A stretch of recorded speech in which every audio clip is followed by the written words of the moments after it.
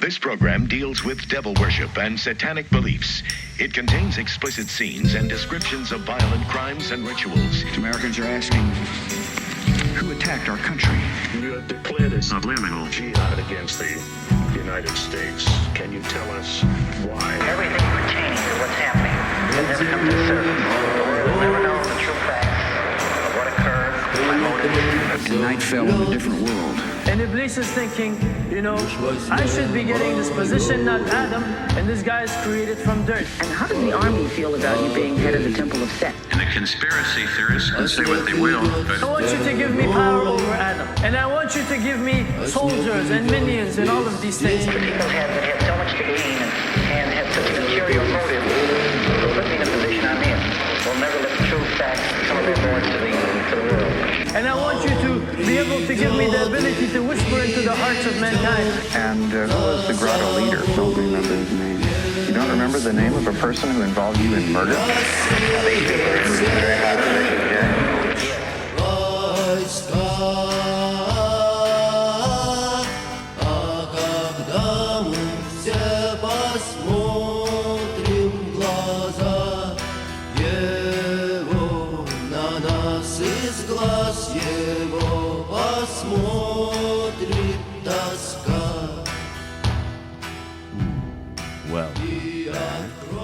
To Subliminal Jihad, episode 206.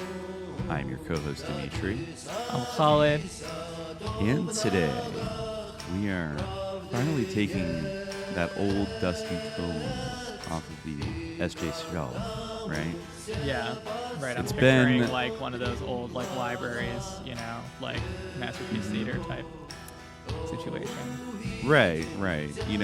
We've done a number of series now on SJ over the last, I guess, almost 4 years, right? Yeah, I think it's because we're not capable of keeping like an episode to 4 hours. Generally, it's difficult. We've managed it a couple of times, but we're increasingly bad at it. So everything kind of becomes like a series.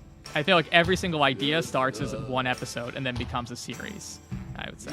That has happened. Yeah. No, you're right.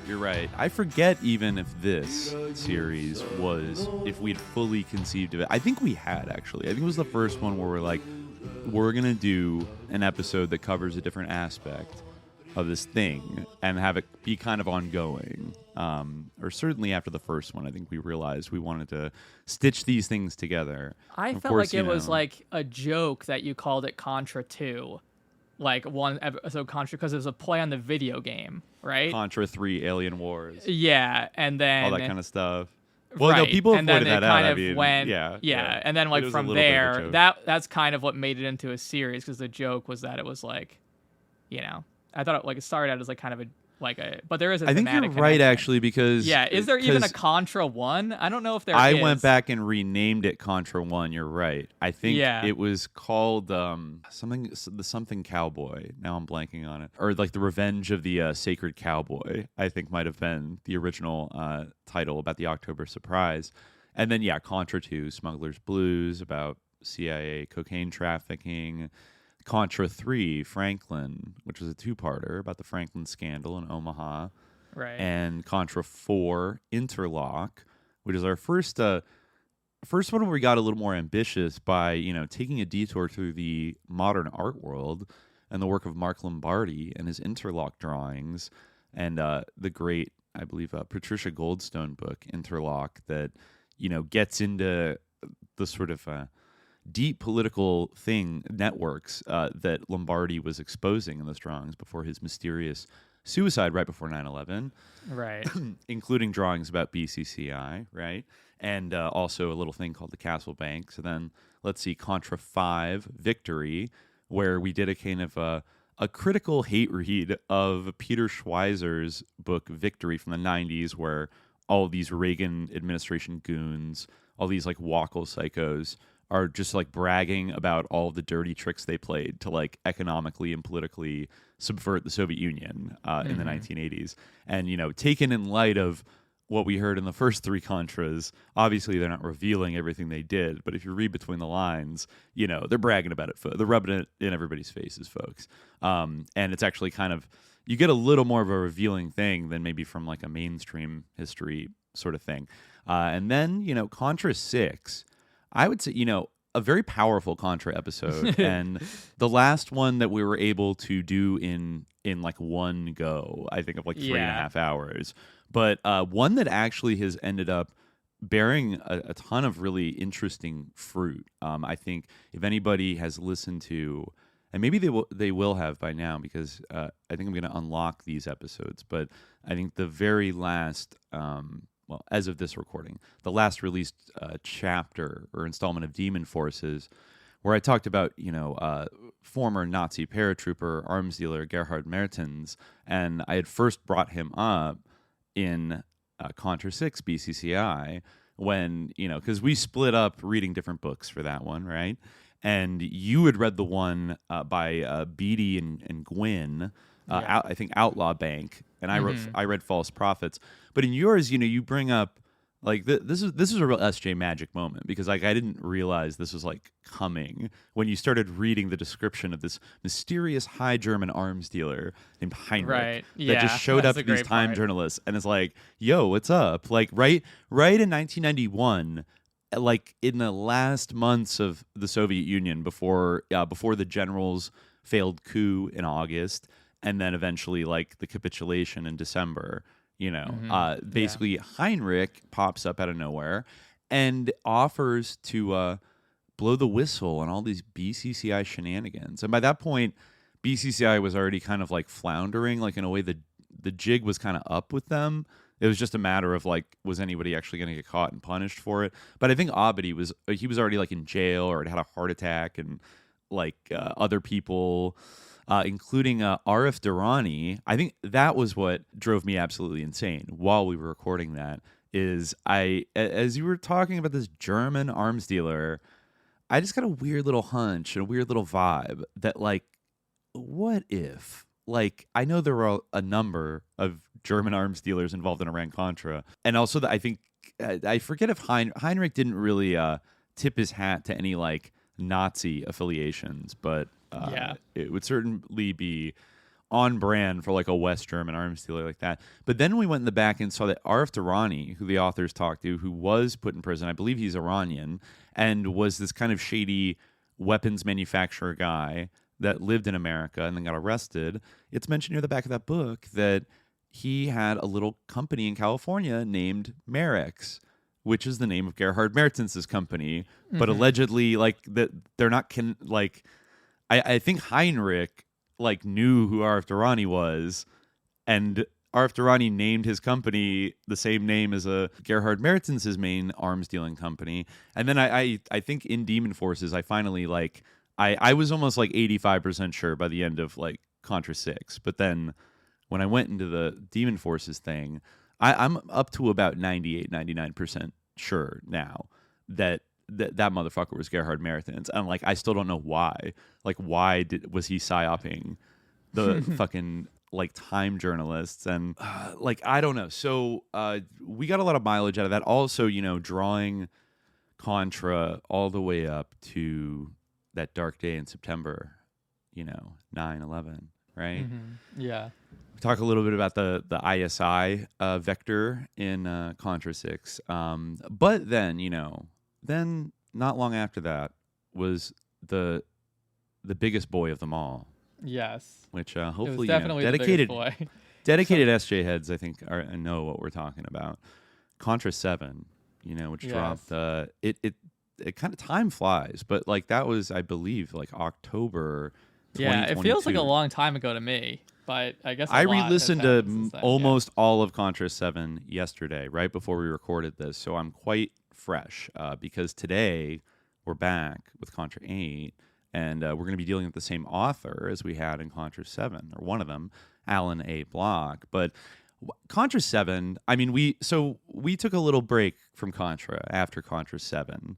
But that was, I think it was a whirlwind experience. It was basically a series within a series. And I still would count it as among, conceptually, like one of the most ambitious things we've done on SJ, I think. It weaved together not just the different strands of the Contra story, but also, the story of a great American band that had a brush with the octopus, deep political octopus network of, the mafia, the CIA, and big business. And then also, some contemporary cultural commentary about things that were certain memes that were very popular, despite what people say today about how somebody joked about it 3 times and you guys have been obsessed with it ever since. No, it was all summer, and it was. I remember there were all these articles, they just about his amazing appeal, and weirdly now, when I mean, I feel like they really I'm surprised that they haven't tried to get Pritzker to replace Biden. It seems like a lot of people, I guess maybe it would be Newsom. Maybe they would try someone else, but who, as we already mentioned, has been bankrolled by Nicholas Pritzker, the sort of San Francisco cousin of the Pritzker family, for decades. And on top of that, so has Kamala Harris, who's the sitting vice president. So I would say that between JB, Gavin, and Kamala, they've got their bases pretty well covered in case Joe doesn't make it or something. Also, let's not forget we're recording this in early June. But I think I think I've already made the internal decision. I assume you agree, but it will have already been done by the time anybody hears this. But I think we always talked about maybe the summer of 2024 is the time to unlock CONTRA VII to the public and just let it out there.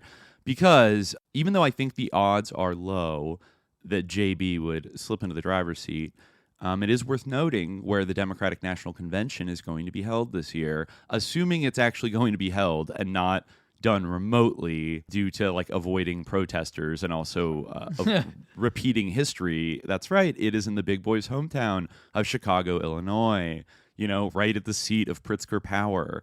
And so even if, JB doesn't become president, you better believe he's going to be in the room where it happens if anything happens, or regardless, even if it's Joe.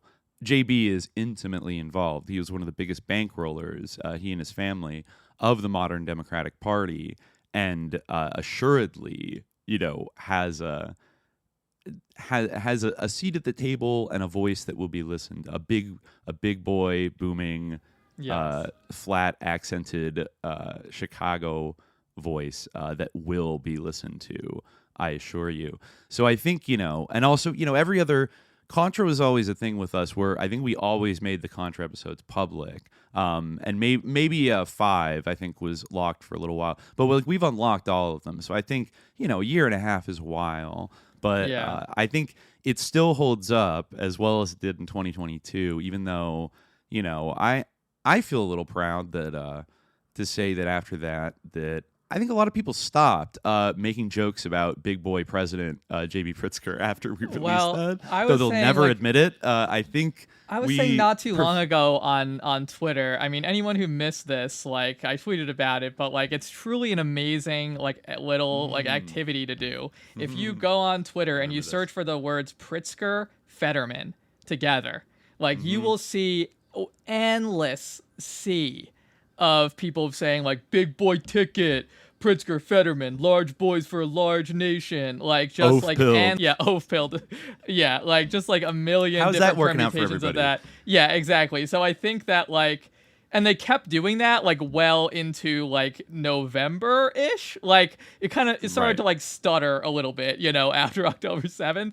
But then by November it kind of had ceased. But I think that was a big blow to it as well, because he was kind of, I guess Fetterman was another big boy that was sort of in that whole milieu, was kind of idolized in the same way. Memed as a bit, not seriously brought on as a podcast guest, not seriously promoted, not seriously collaborated with, just ironically collaborated with, ironically brought on as anyway, whatever. Yeah, but, guest on the Carl Diggler show in 2016. So I think that maybe that also was something that helped to kind of diffuse the enthusiasm for Pritzker. But it's well, I mean, it's funny because John Fetterman, he leaves. He's such a big boy that he doesn't leave a lot of wiggle room to still support him, or even ironically, Yeah. Due to his frothing psychopathic Zionism, which I Right. think, I guess people missed about Truly him. deranged. Like beyond truly. belief. It's shocking, honestly. Which is like, it's hard to be like shockingly Zionist as like a Democratic politician, but it kind of is. Like, I remember when he was like, pulled it off. waving the Israeli flag like on the roof, like screaming at protesters, right? I didn't. Right. Yeah, I didn't imagine that. Right, that happened. And like when someone was like, asking him questions, like a former supporter, like and he kind of was just completely ignoring her, like and recording her on his own phone. Just truly insane. Yeah, So, yeah, and at the same time, I think it's interesting, given one of the main subjects of Contra VII, Governor Big Boy JB, while, I think the kind of like dirtbag left has the bigger personalities, especially the ones with like hard, verifiable, and active like financial family connections to the Pritzker family, have kind of shut the fuck up about it. And honestly, good for them. Right, And I think they've thank even you. if you listen I closely, they've appreciate it. obliquely acknowledged it before that they were doing a thing, and yeah. anyways, we were calling them in, and we're calling them in. and they did rise to the challenge, and they did Put the video game choose to- controller down for several Yeah. seconds and listen, and the Mountain Dew, and listened. Yes. So that's okay. But then the other thing about JB that's interesting is that you talk about the Pritzker family, and I think I'll just say also the just quick update on the Socialists for Pritzker account, still chugging, like still going. I feel like I saw 2 years some later. posts from that account the other day, and people were like arguing with it about something. It's kind of like been doing the same thing, and I think it's interesting that like it probably has like 15,000 followers now, and I think we were talking about it in 2022. It had like 13,000, which it all got in the span of like 2 weeks, and then it's like added virtually like no followers in the last 2 years, but like retained all of. Interesting. Just quite a meteoric rise, right? Wow. Yeah. We don't even have over 10,000 followers, maybe because we don't buy followers. But besides that guy and those few like weird meme accounts, like he is the great we don't have a Khan, you must pay hilarious- tribute in the toll highway. Like, I wouldn't assume that it's buying followers. We also don't have a hilarious bit like Socialist for Pritzker, which is just like so funny. you're right. It's such a good bit. It's so yeah, funny. it's But I hilarious. think, like, what if there were Socialists for Pritzker? Right, but I think outside of that guy, I think a lot of people are probably a lot more mum on floating the big boy as an alternative now in this post, October 7th environment, because let's just say Pritzker is hasn't taken, certainly has not taken any bold stances. Now, I think he's a little more smart than John Fetterman in that he's not storming around on rooftops, waving an Israeli flag and screaming at people. But just to give everybody an update, because you actually might not know, I actually haven't heard a lot about where does the Pritzker family fall in our, because they are a Jewish American, dynasty, right?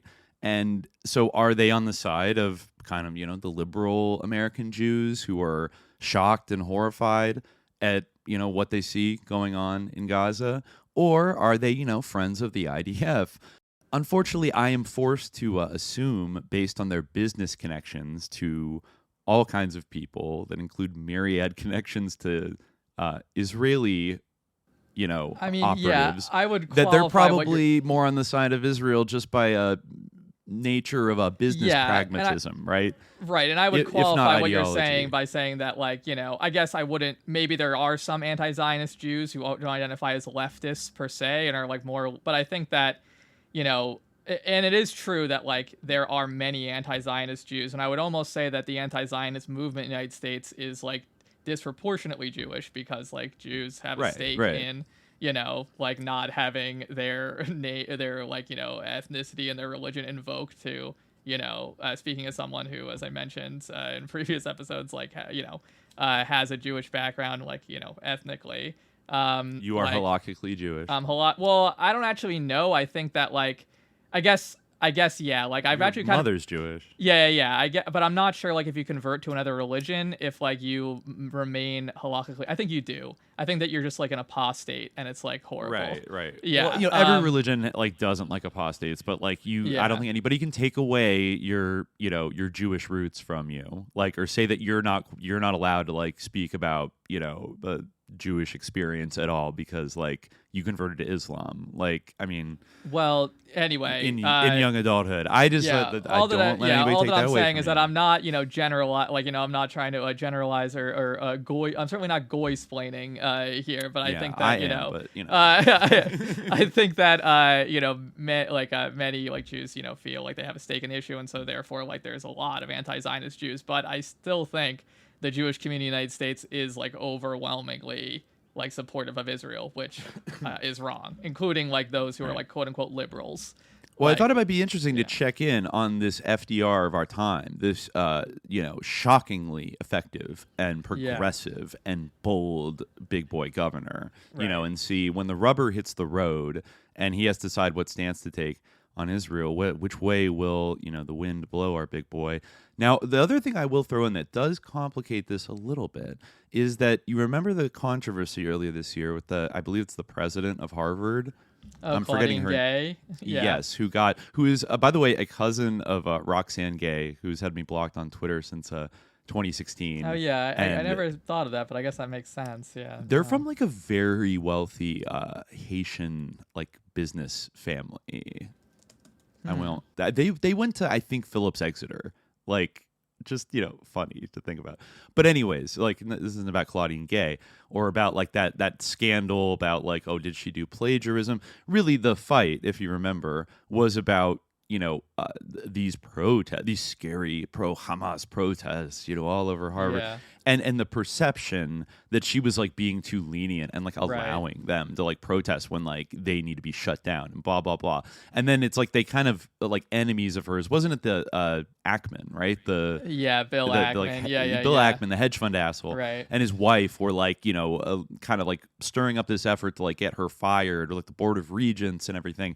Now, I think one thing I noticed pop out about that was intriguing was that I think Claudine Gay, like her big kind of backer on like the board of Harvard and the person that really, I think even in this scandal kind of was resisting the calls to like to fire her, I think was Penny Pritzker, JB's sister, who is, former, I believe, Commerce Secretary under Barack Obama, and very powerful, figure, like just as powerful as JB. Well, I think a lot of people saw that it was a politically motivated attack that didn't even, like, I almost feel like it didn't really have that much to do with, like, I feel like Claudine Gay, like a lot of these university presidents, like Shafiq at Columbia, like, she probably eventually would have towed the line and, like, cracked down on like the encampment at Harvard, like, but they just like caught her out after like this sort of hearing. I mean, obviously, like anyone who listens to the show knows, like, I am by no means like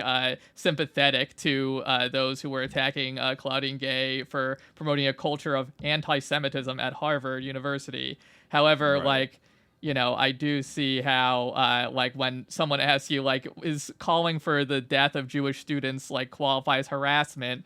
It didn't sound great, I feel like, like that should maybe constitute harassment, but also that's not what any of these encampments or protests on Harvard were doing, calling for the death of Jewish students. It's ridiculous. No. So that's what you should have said. Like, that's not what these protests are doing. Not say, like, bloodlessly, like, it depends on the context, like, in which you're calling for the genocide of Jews, like...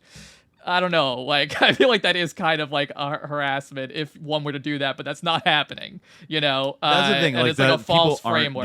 You're but right. Anyway, they caught her out. She was exhausted. She was under pressure. Like blah blah. Yeah. Like, I feel like there were other things at stake. Like, I think for sure, she was like the first black president of Harvard. I think, or at least the first black woman, and like a bunch of like the anti-DEI people like just like swarmed on her like right away, like Rufo. They had it out that. for like Chris Rufo. Yeah, exactly. So I don't. Yeah, it was like the one way they could like dynamics. wave their culture war dicks around was with Israel. Because of what I said, where like these people who are liberal, progressive, except Palestine. It's a whole thing.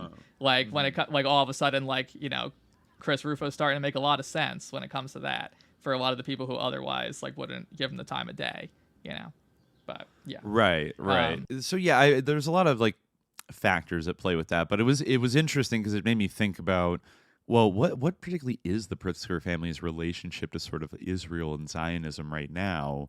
Because I'm sure they have like business ties there and also like political ties. I mean, let's not forget that, Tom Pritzker and Nick Pritzker, JB's cousins, were very close to Jeffrey Epstein, right?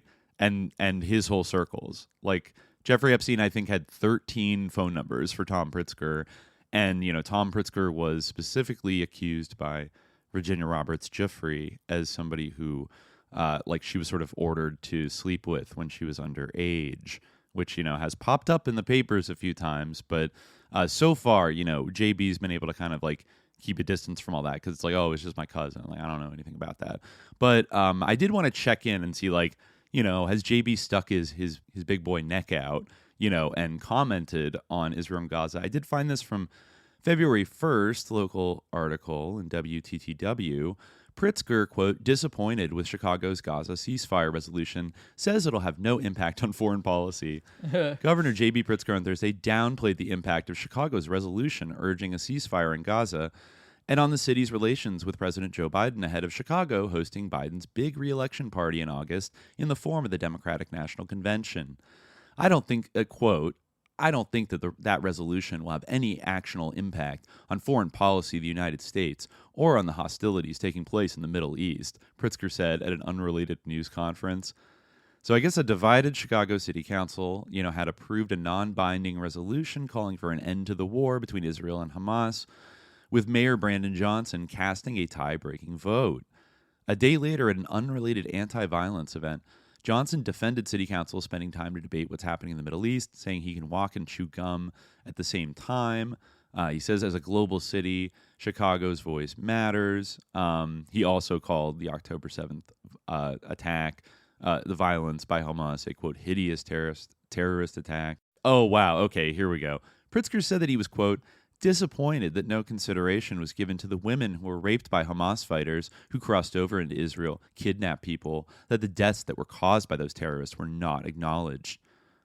The city council, if they're going to talk about the challenge of war in the Middle East, you've got to make sure that you include all the perspectives, said Pritzker, who was Jewish. Okay. They did not do that. They did not do that. So I'm guessing... Yeah, Pritzker, but I get the sense that Pritzker, he knows how unpopular that stance is with a segment of like the Democratic base. I think the Pritzkers are very aware of that in a way that like empty head, John Fetterman doesn't seem to give a fuck about and is just like, I love Israel. Like he is just, like absolutely, I guess he's banking on the fact that like, I guess that'll work for him politically.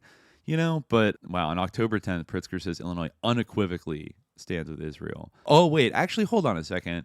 I almost forgot about this.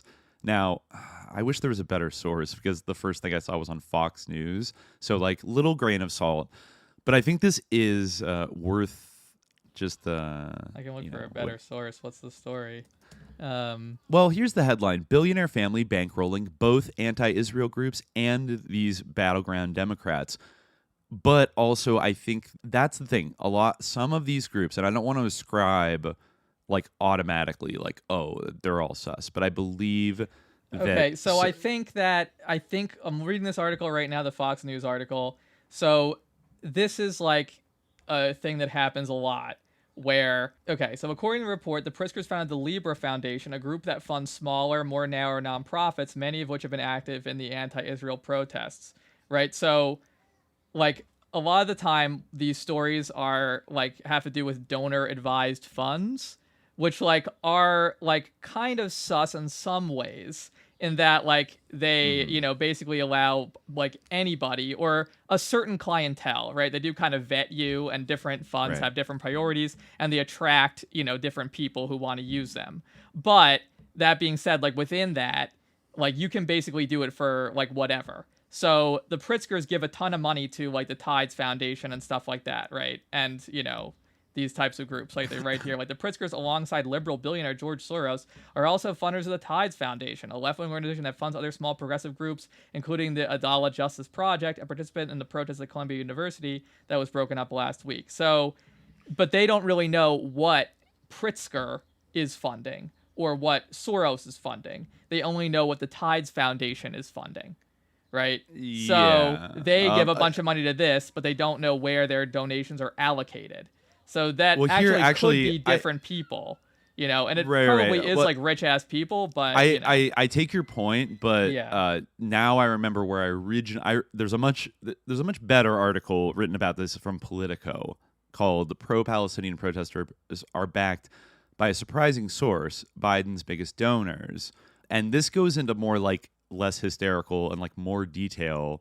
But I think that this will kind of answer to your question about, is this kind of like a donor advised fund that's just kind of like being dispersed in a kind of like very, you know, indirect, like hands off way? Or they kind of, is this a little more specific? This is from about a month ago from May. Because I think it's an interesting question about some of these families, because the three families that the Politico article talks about, and by the way, Politico actually, I think, might make a cameo appearance today in our Alan A. Block book, because I think, was it Joe Albritton was the founder of Politico?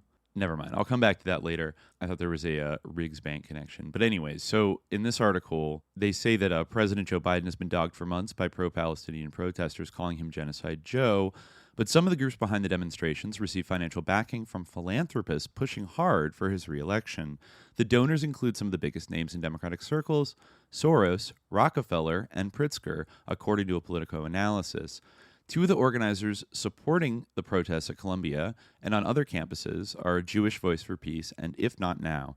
Both are supported by the Tides Foundation, there you go, which is seeded by Democratic mega donor George Soros and was previously supported by the Bill and Melinda Gates Foundation. It, in turn, supports numerous small nonprofits that work for social change.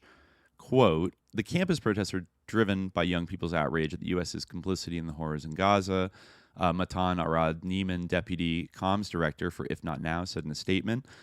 Quote, "To suggest that Jewish organizations backed by Jewish funders are pulling the strings behind the protesters is anti-Semitic, full stop."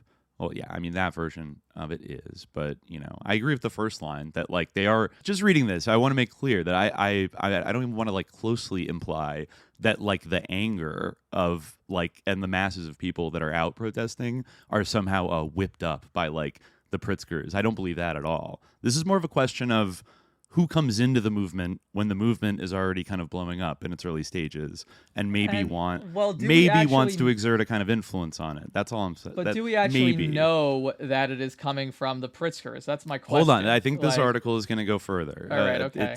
Maybe it'll give us an answer. And again, like these groups like Jewish Voice for Peace, like they're being described as like these crazy like pro-Hamas groups, but they're like pretty milquetoast. Like as these organizations go. That's another thing that if I had any critique of them, it might be that they are a little bit too NGO, a little bit too milquetoast, and like, you know what I'm saying? Like, and so if these groups are getting money from billionaires, we know there's often a correlation between milquetoastness of, you know, political agitation, you know, and getting lots of money from billionaires. That's, you know, but we'll see. Hold on.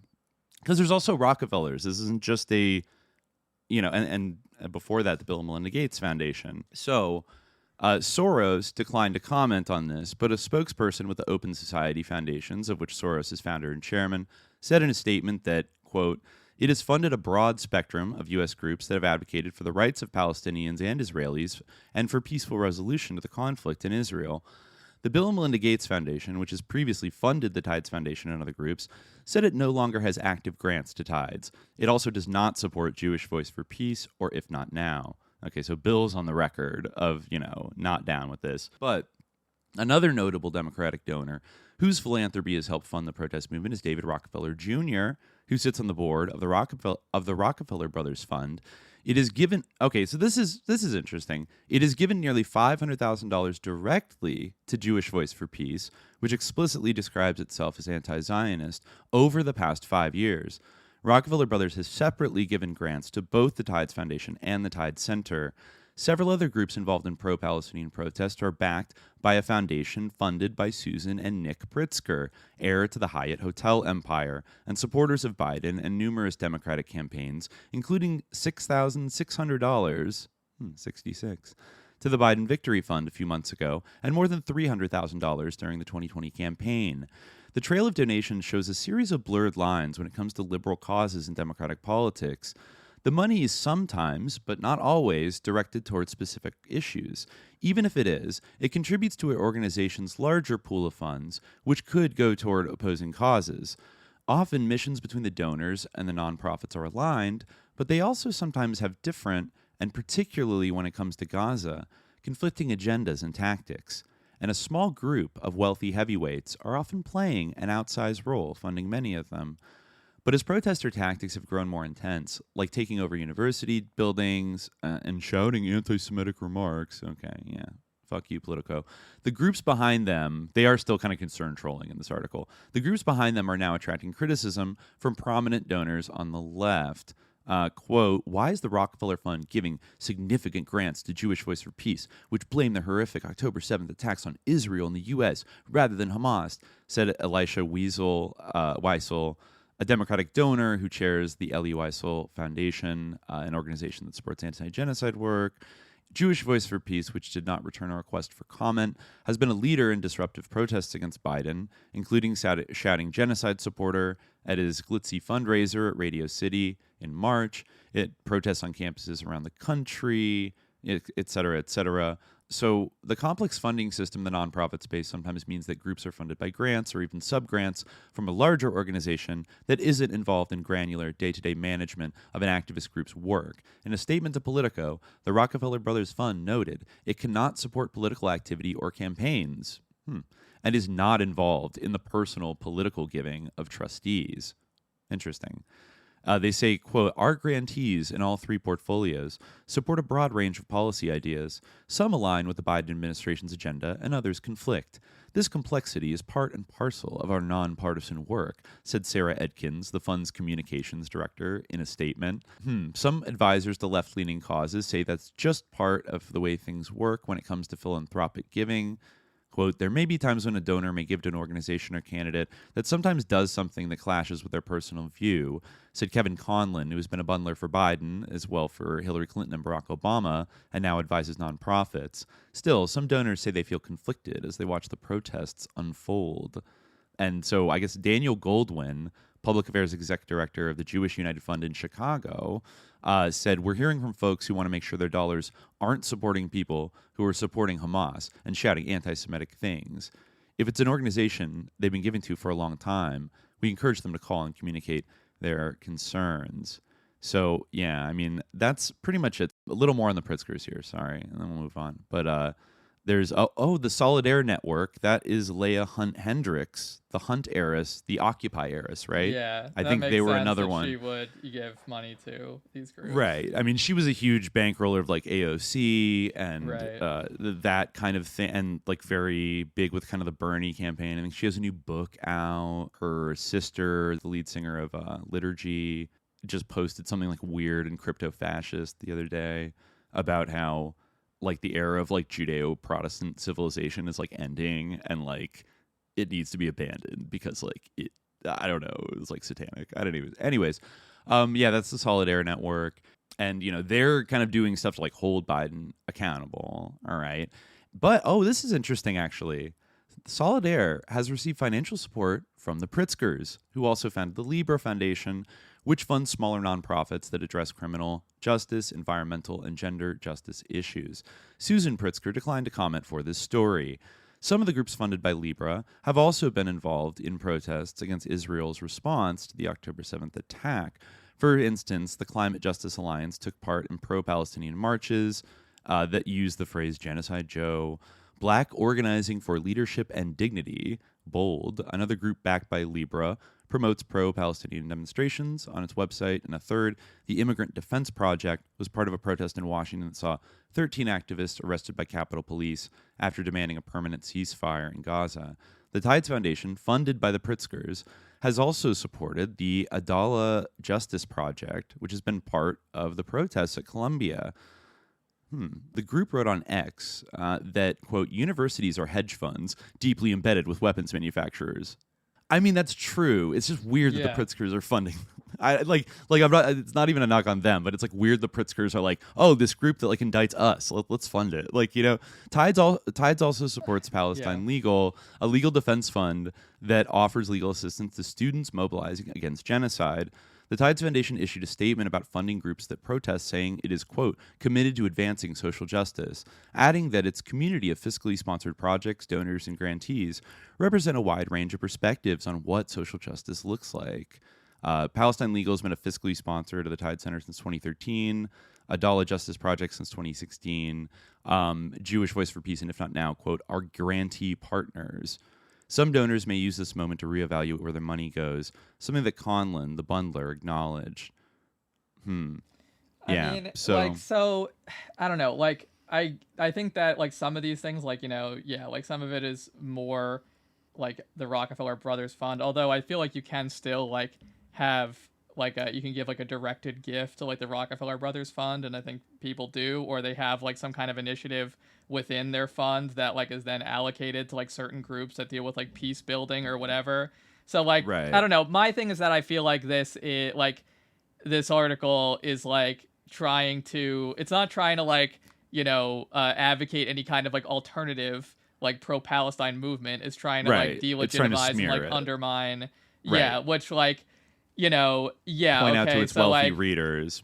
Maybe this like maybe like, you know, this like justice fund that like defends people who get arrested for like protesting in support of Palestine, like gets money from a foundation that gets money from, you know, like Pritzker or something. But I don't know, like I don't like really care that like I mean by contrast, like there are some like funds like the Jewish Communal Fund, which gave like a bunch of money to Jacobin magazine, where you can't donate to If Not Now through that fund. Like donors, you're right. Like, actually, the donor advised fund. I'm glad you brought that. I'm glad you brought that up because I remember I looked into some of this stuff back during one of the little you know, Jacobin Gates, I think at some point in the last year when I was sort of looking into like the NGO money that Jacobin magazine receives, and I think we did find that there was what was that fund called again? Jewish Communal Fund. Sorry. The Jewish Communal Fund, which is a kind of fund that's like people can put money into and have designated different causes. But if you go to that, I'm pretty sure we went to like the Jewish Communal Fund's website, and it is not like ambiguous about like it is a pro. Like I think all the banners on it are like donate now to like help Israel, like destroy Hamas, like, you know, and like help the, you know, blah blah blah, help the settlers. Like it's very pro IDF, pro Israel, pro Zionist like thing. And then actually, you're right, they don't accept. Like, you know, you could say, well, you know, there's some like lefty millionaires that just wanted to support Jacobin because, you know, they got one over on that Jewish Community Fund. Yeah, exactly. But you're like not allowed to like donate to something that's considered pro-Hamas through that fund, which is an interesting commentary on what they think Jacobin is. Yeah, it kind of says something about the clientele that would choose to like, you know, give gifts through that fund. That's what it does. Like, it doesn't necessarily, it's not like, you know, an independent like Zionist fund that like, you know, is, because it is donor advised. Like a lot of different people can. So the person who like is funding, like giving $1 zillion to like, you know, Zika or whatever, like what's that group that like is the sort of first responder group in Israel that like made up a bunch of like things like based on their like feelings. the white helmets of Israel. Yeah, kind of. I forget, like I forget what I know. I feel like it's not Zika, which is like the virus, but no, it's something. Well, yeah, that actually, so it's not necessarily the same person if they're both giving to the Jewish Communal Fund. However, it definitely attracts a certain clientele who feel comfortable or feel like this is the natural fund through which to allocate their money to whatever group they want to. Right. So it does say something. But like you could kind of deduce that like maybe whoever these people, these anonymous donors are. Zaka Search and Rescue. Yeah. You could assume that like if they were pro-Palestine and wanted to donate some of their excess wealth to those causes, they wouldn't be kind of doing their philanthropic giving through the JCF, because the JCF does not allow that. So almost like maybe there's a random person who like doesn't know that, but I feel like on the whole, the billionaires and the millionaires that are giving money through that fund are going to be like almost by definition like pro-Zionist people, which then does open up a kind of curious thing about like what kind of Zionist is giving Jacobin a bunch of money. That's like weird. That's not their vibe, right? But I think it underscores like maybe what, if anything, I'm kind of gesturing at with these articles, which is less about even the protester groups themselves and more about perhaps the propensity for some of these billionaires and, you know, wealthy people that actually might not be that pro-Palestine at the end of the day, and actually might be pretty closely tied. You know, even looking at this list of people like Bill Gates, Nick Pritzker, both very good friends with, you know, probable CIA and Mossad operative Jeffrey Epstein, and maybe probably blackmailed by him, right? And I mean, even, you know, if we want to get really spicy, you could say that, yeah, like even left-wing magazines or maybe even left-wing podcasts that, you know, on the every outward appearance are very pro-Palestine. It perhaps shows that people like the Pritzkers and Soros and everything like that, they might be hiding, maybe not as much Soros, but I think more maybe the Pritzkers are kind of keeping their Zionism like levels concealed a little bit and are actually willing to kind of go with the flow instead of risking alienating themselves by, you know, doing some kind of thing where they cut off all the money to these groups and be like, no, we don't like agree with that. And then, you know, we've talked about it before with a lot of these people, but especially George Soros, how I feel like sometimes like these types of articles that get written about them, you know, that are kind of meant to smear them, it had this weird effect of making them stronger. Like these right-wing attacks of being like, he's an evil triple parentheses billionaire who's funding everything. And, you know, it's like this very like, you know, hateful and like paranoid kind of like vision that's like kind of cutting a lot of corners to try to make it seem like really spooky, like just like a grand conspiracy theory kind of thing. And then kind of left-leaning people will see this, and your kind of initial reaction is to be like, fuck you, you're trying to smear all these like pro-Palestine groups, like fuck off, you know? And like, oh, so what if George Soros is like giving money to, actually, you know what, like maybe George Soros isn't that bad, like because he's like giving us like, it creates a kind of like this thing where you end up kind of wanting to defend the thing that they're kind of linking him to in this like hyper, you know, very accusatory, like twisted, you know, kind of way. Does that make sense?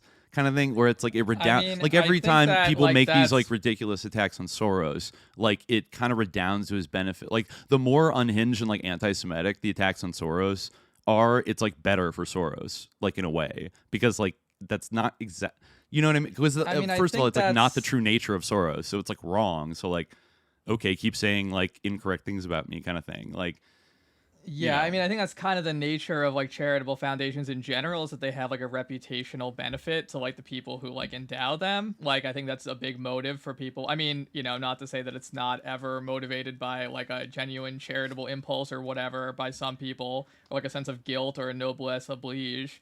But like, I think a lot of the time, like, you know, it's like has a reputational effect, right? So I think that like part of what you're saying is true, where it's like, yeah, like the reason why you'd give to like groups that support like peace, because that's the thing, like, you know, I think that's kind of how these groups like are framed, and like why they like attract donations is because like they support like peace, you know, and that's something that like maybe is part of the mission of these like as like a broad kind of injunction to like advocate peace, you know, and there's a whole range of like perspectives on like the issue. Like some people are like, oh, you know, I'm pro-Israel, but I'm against the occupation or whatever, or things like that, you know, like they're like, so, and I think that like, even though, yeah, I mean, there's obviously like a clear attempt to like polarize and like put like, you know, push those groups to like the margin, but generally speaking, like groups, like I said, like, you know, JVP and if not now, like are pretty big tents where like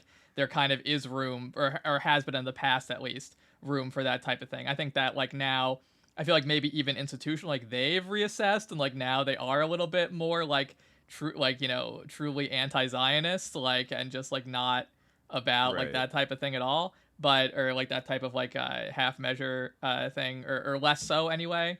But I think that, you know, the circumstances that we find ourselves in like kind of call for that type of stance from anybody like of any conscience whatsoever. But I don't know. I feel like it's kind of not really I don't know. It doesn't really do any damage to them. Yeah, it doesn't really harm their reputation anyway. In fact, it probably helps their reputation on the whole. But I don't think that they even necessarily consider that these like groups like portray them as being anti-Zionist. I don't think that they think anybody believes that about them. Maybe Fox News like viewers think of like, oh, the liberals are against Israel, but like none of their actual constituents think that. No one on the left like believes that, you know, that like J.B. Pritzker is anti-Zionist. Well, right. I mean, well, yeah. I mean, I could see people or that on the left. Soros is meaningfully. I mean, I could see Soros being like a like liberal Zionist, but like, you know, that's about the extent of it. I think in a kind of like geopolitical kind of way. Like, I'm sure I remember kind of looking into like reading about George Soros and kind of like trying to get, but I kind of recall him actually like not having super close ties with Israel, which isn't to say maybe he hasn't had ties with these kind of like no, like the ADL Russian, like Israeli hates businessmen. George Soros and stuff like that. You know, like he's we kind remember of like he was raised as he gets like talked about as like a Jewish George Soros, but like he was raised as an Esperantisto. Like his dad, he was like a second gen like his dad was like a huge person like the Esperanto movement, and as a result, like, you know, changed his name and made him basically like raised him as like a globalist, but like not a triple parentheses globalist, like a globalista, whatever you would say it in Esperanto, like, you know, like a neoliberal globalist. Like that is kind of like what he was in a way, like a utopian kind of a. Yeah, that was kind of like the dominating ideology that he was raised with, and definitely you could tell like seeped into like the way he sort of thinks about the world. And so I don't think that he was also kind of like bougie and like upper class. Like he like, you know, obviously like it was a horrible experience during World War II, and, you know, people also kind of shitcoat like he was an SS officer or something. Or some bullshit like that. But, you know, I have always said that, like, I find it, I get it. Everyone deals with their trauma in different ways. But I always thought it was weird when he did, like, the interview in the 90s and they asked him about, you know, he had to like, live under, like, a fake, you know, non-Jewish identity. And he worked for, like, his friend's, like, wealthy, or his dad's wealthy friend, inventorying, like, stolen Jewish property or something like that. And they asked him, like, do you ever feel, like, you know, guilty, or, like, do you ever blah, blah? And he was like, no, it was, like, the happiest time of my life. It was fun.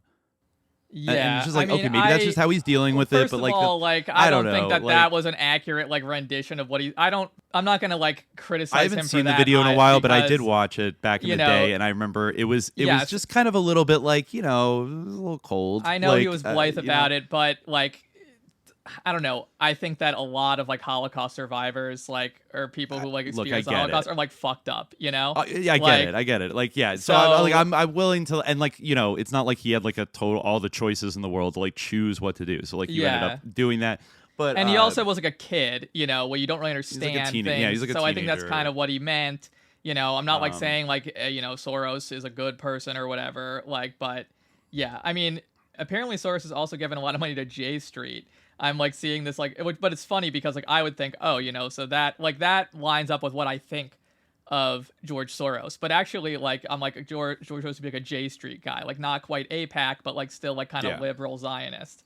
He thinks like Netanyahu's a little bit like too much, like kind of thing, like, you know? Or like really too much, even though like the alternative would be like 99% the same. Like, but these people don't like understand. But anyway, like, so the Labor Party vibe. Yeah, but yeah, like, so that's like what I would expect. But it's funny to see like, you know, a lot of these like articles saying like, oh, Soros supports like J Street. Is J Street really pro-Israel? Because like Soros's name is like so mud or among like right-wing Israelis that like getting money from like J Street like pretended not to be getting money from Soros because like it would like damage them.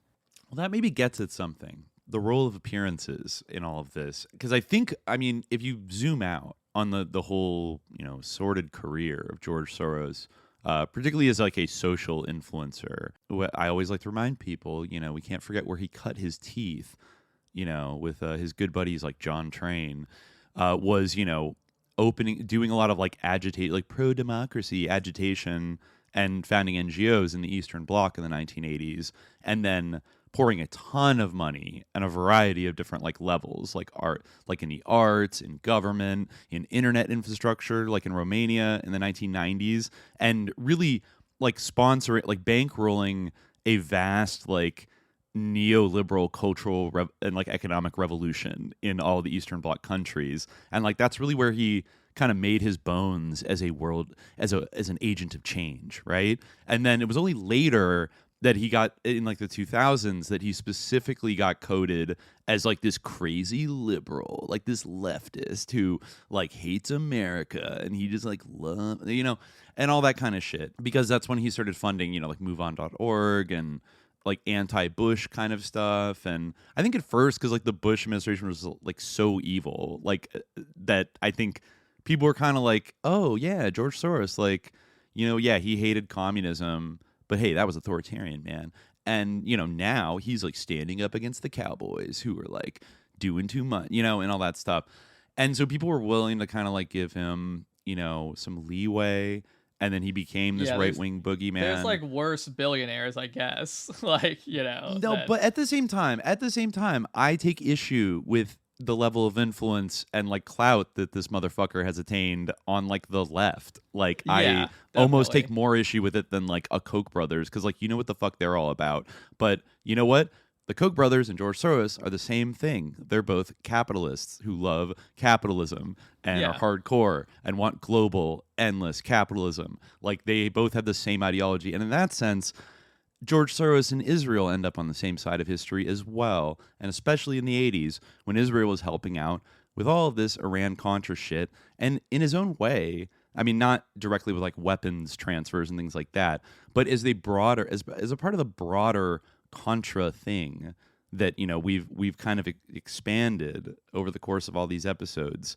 In his how it's impossible not to think about his agitations, and there might actually be real connections of Bill Casey's plan, say, to undermine Poland and with like labor strikes and solidarity and do all these things in the other Warsaw Pact countries, and George Soros's efforts to do the exact same thing, right? I mean, it's all part of it. I'm not defending whether they Soros, were on the phone every day or not, but like they were doing the same shit. They were effectively on the same side. Yeah, I mean, like that's definitely true. Yeah. And I think that like Soros ultimately, he like definitely has like a vision of like American like supremacy and like, or European like West, like Atlanticist supremacy that like it might not line up with everybody else's, but it's still like bad.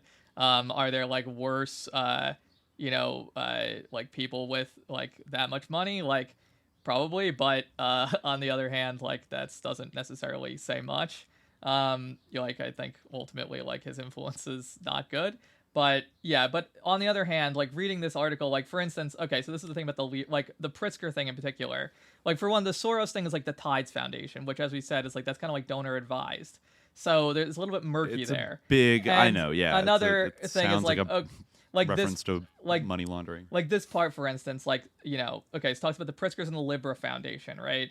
Some of the groups funded by Libra have also been involved in protests against Israel's response to the October 7th attack by Hamas. For instance, the Climate Justice Alliance took part in pro-Palestine marches that have used the phrase Genocide Joe. Black Organizing for Leadership and Dignity, another group backed by the Libra Foundation, promotes pro-Palestine demonstration on its website. So what that sounds like to me is that they funded all these groups because they had like climate in their name or black like justice in their name. Those are the causes they were funding. Exactly.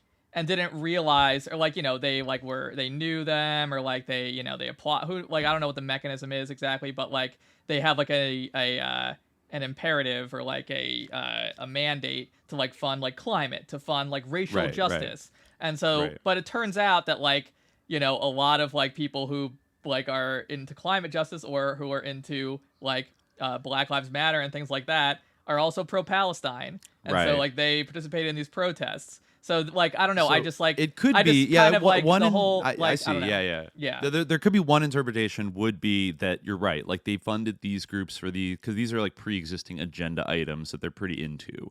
That they also want to have, like, influence over, like... We know, like, from Extinction Rebellion, you had RFK Jr.'s sister and Eileen Getty and one of these Bill Gates protege guys, that had like CIA connections, all like jumping in to like fund Extinction Rebellion and kind of like, in my view, to definitely like exert some kind of like influence and control over it. Now, that doesn't necessarily mean, though, because I think the vibe of Extinction Rebellion and the vibe of the pro-Palestine protests is like quite different from my view, right? Like I got like weird vibes about like a lot of the climate stuff of like the late 2010s. Well, to some people, but to others, they feel like, I think many people feel they are similar, or other people react to them like badly. Well, like, anybody that doesn't like SJW protesters, like they view it all as the same. Yeah, like I know, blocking traffic and like stuff like that. But I'm kind of, because the issue is so immediate and so horrifying, and like it's really just there in your face every day. Like it's not a real stretch to like think a lot of people are just really fucking mad and like want this to stop and like protest it. And you're right, like. So and I'm sure they know they're giving money to like lefty Extinction people. Rebellion is nowhere near as big as like the pro-Palestine protests have been. No, they kind of flamed out. I mean, they didn't really survive COVID, so that kind of thing. But yeah, no, and I think climate stuff in general is kind of like petered out. Like it's not as like popping as it was 5 years ago. What you're saying makes sense. Yeah, like that. But I think what we might, here's one thing I might like postulate maybe is happening is like you're right that these are like left-leaning people, that there's a huge overlap like with these groups and being pro-Palestine, and now perhaps a lot of these donors are like sort of caught in like an awkward situation where they don't like want these groups to be going out and protesting for Palestine, but also probably the people in these groups genuinely want to do that, and it would be too awkward for the Pritzkers to like revoke their funds over it, right? Because then they would lose credibility on all these other issues they've been putting money into. So they, in a sense, they have to kind of like begrudgingly go along with it for now and hope it like maybe blows over, and then they can get, you know what I mean? Like, well, yeah, like I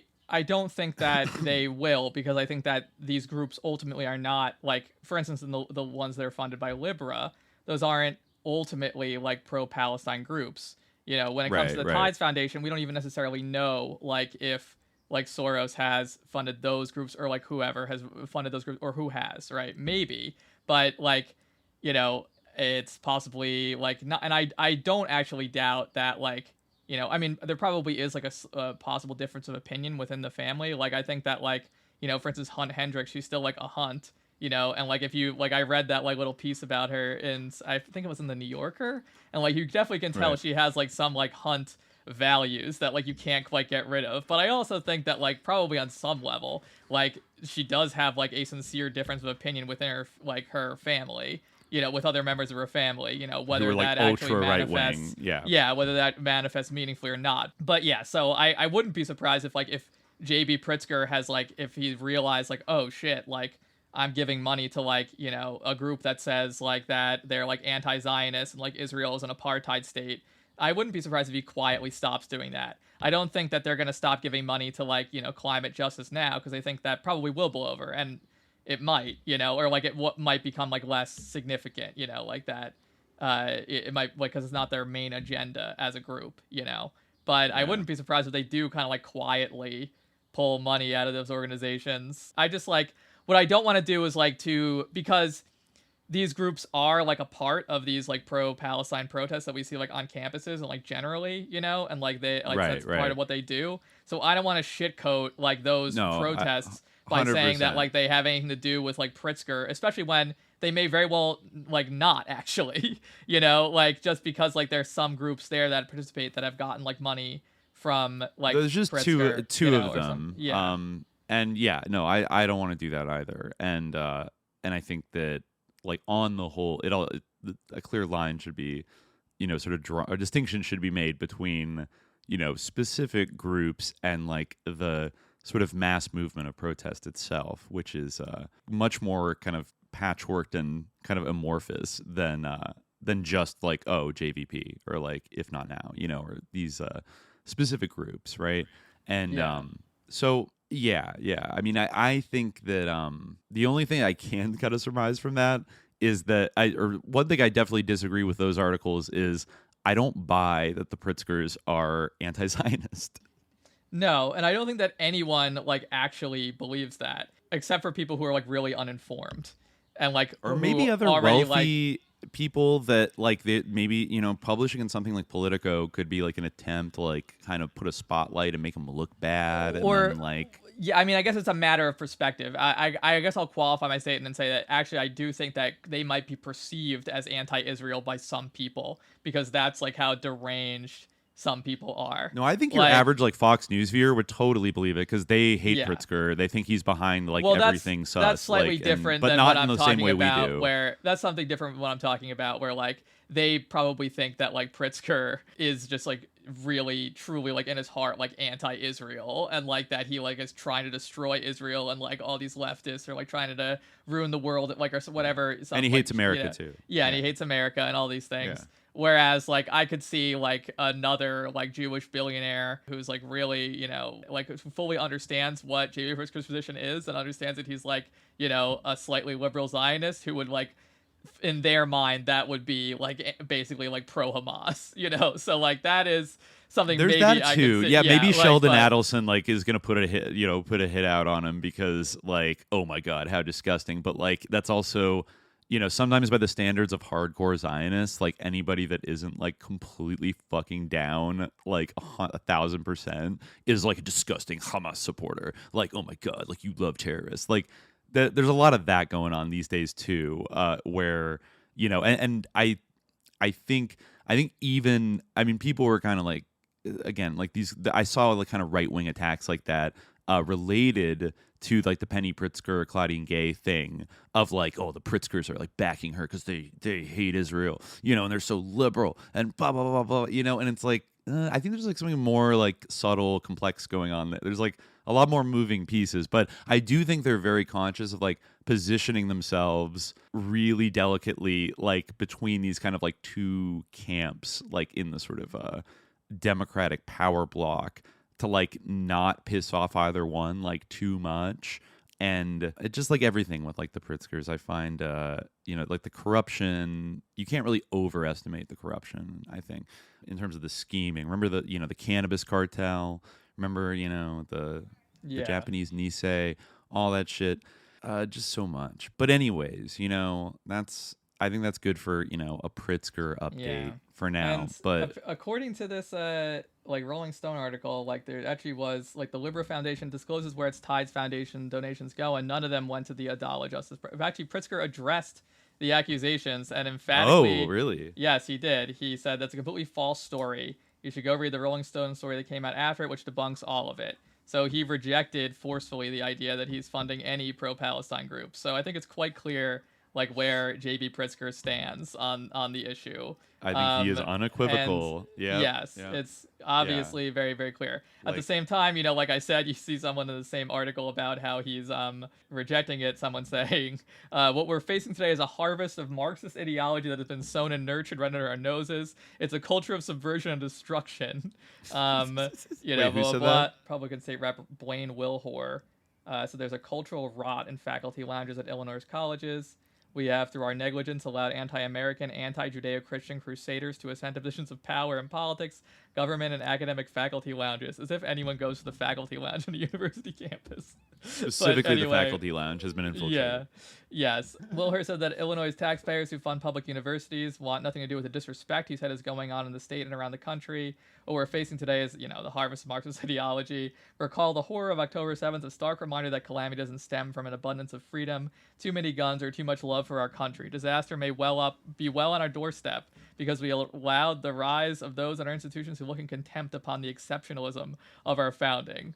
Just like complete gibberish. Like, so yeah, there's some people who are just like are so like, I don't know, they can't like see what's right in front of their eyes. But I think that it's, I don't know. I just feel like, I felt like that was, I remember seeing that like come up. I remember that coming up like in the grotto and like looking into it. And like, I actually remembered from the Jacobin thing, like the nature of donor advised funds and how like murky it can be and that type of thing. And like, I just felt like, I felt like that was a shit coat that was like, meant to kind of, I don't know. Yeah. Maybe the angle, maybe the angle is that it has two functions, because on one hand, like, it's supposed to make Pritzker look bad among the people who are like fundamentally think that this is like an evil movement, but it also could have a double function of making the movement look bad to people who like think like Pritzker is sus, which like, some no, I wondered about that of like and, smearing, like it's like smearing like the movement. Well, no movement wants to be called like inorganic and like gotten up by someone, like right. It like undermines Pritzker knows like you. I know how to take them out. I'm gonna associate them with me. Yeah, exactly. I don't think that's literally what happened, but like there could be a function that is served by this, right? I mean, because people were asking like, whoa, hold on, like. This is kind of sus. Like this seems kind of sus. Exactly. The Rockefellers, why are the Rockefellers like blah blah blah? And like, I mean, like I think that like JVP has definitely like got like I think that a lot of these groups are now like pretty like as like obviously you're not gonna be like a perfectly ideologically aligned with everybody. Maybe you'll find people like in those groups you disagree with, but they're pretty like anti-Zionist at this point. Like maybe some will disagree. Like I'm not like I haven't like deeply looked into what their stance is. I think that it's like acceptable to like work alongside those groups in my mind personally, right, and I don't think that like allegations which are not, as far as I can tell, really substantiated that like they receive money from like some sus figure should like prevent you from like protesting in support of Palestine at all. That said, like just going forward, I would just exercise people to be in whatever sense you can, I don't know, cautious about like wealthy forces like the Pritzkers and the Hunt Hendrickses and all these people like swooping in and like, I get it. Like the political activity costs money, right? Everything costs money in America and all that stuff. But just, be wary of the games that these people can play with like movements because I don't think they like I think sorry Fox News, but like I don't think they have like the pro-Palestine cause deep in their hearts, right? Like this is much more cynical, and they're actually quite not just I think like personally down, but like intertwined, in fact probably I would say in a deep political way with Israel. I mean, as all powerful people in America, like I guess to some extent, you can't separate like the defense of Israel from the. It certainly is a like American a common status quo. It certainly is a common thing. It's like one of those things. Like like I guess there's a lot of like important geopolitical allies like that where they often like kind of figure into these types of stories, but.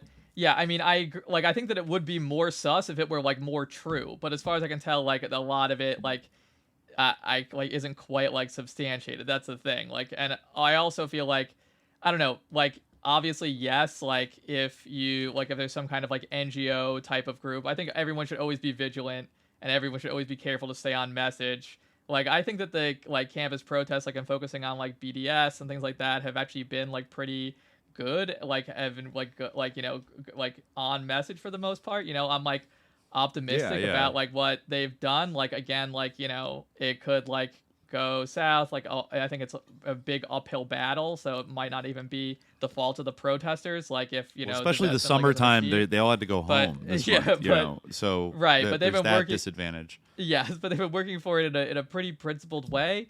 Like, but of course, I think that there are some like in the sort of Pritzkery type space, the sort of like lib like NGO space that would like try to divert things more towards like conversations in peace. But I think that like if you watch, maybe they should all do MDMA together. Yeah, like you know what I'm saying, like if you like watch out for it, like you can spot those things. And also, that's true. Like I wouldn't let that. I think like again, it's a dialectical thing because I wouldn't let that push you into the arms of like some of these other groups that are trying to like co-opt like the pro-Palestine movement for like other reasons, because like they see like this as a like as an opportunity or like as a wedge, like I was saying before, like where it creates opportunity for various people, like the sort of Manhattan Institutes like of the world, people who are like, or even people who are even more insane, like and have a more like an even more like wild agenda than that, where like LaRoucheite types. Yeah, exactly. Like, or even I mean, I guess they're easier to spot than LaRouche types. Maybe LaRouche types are more insidious.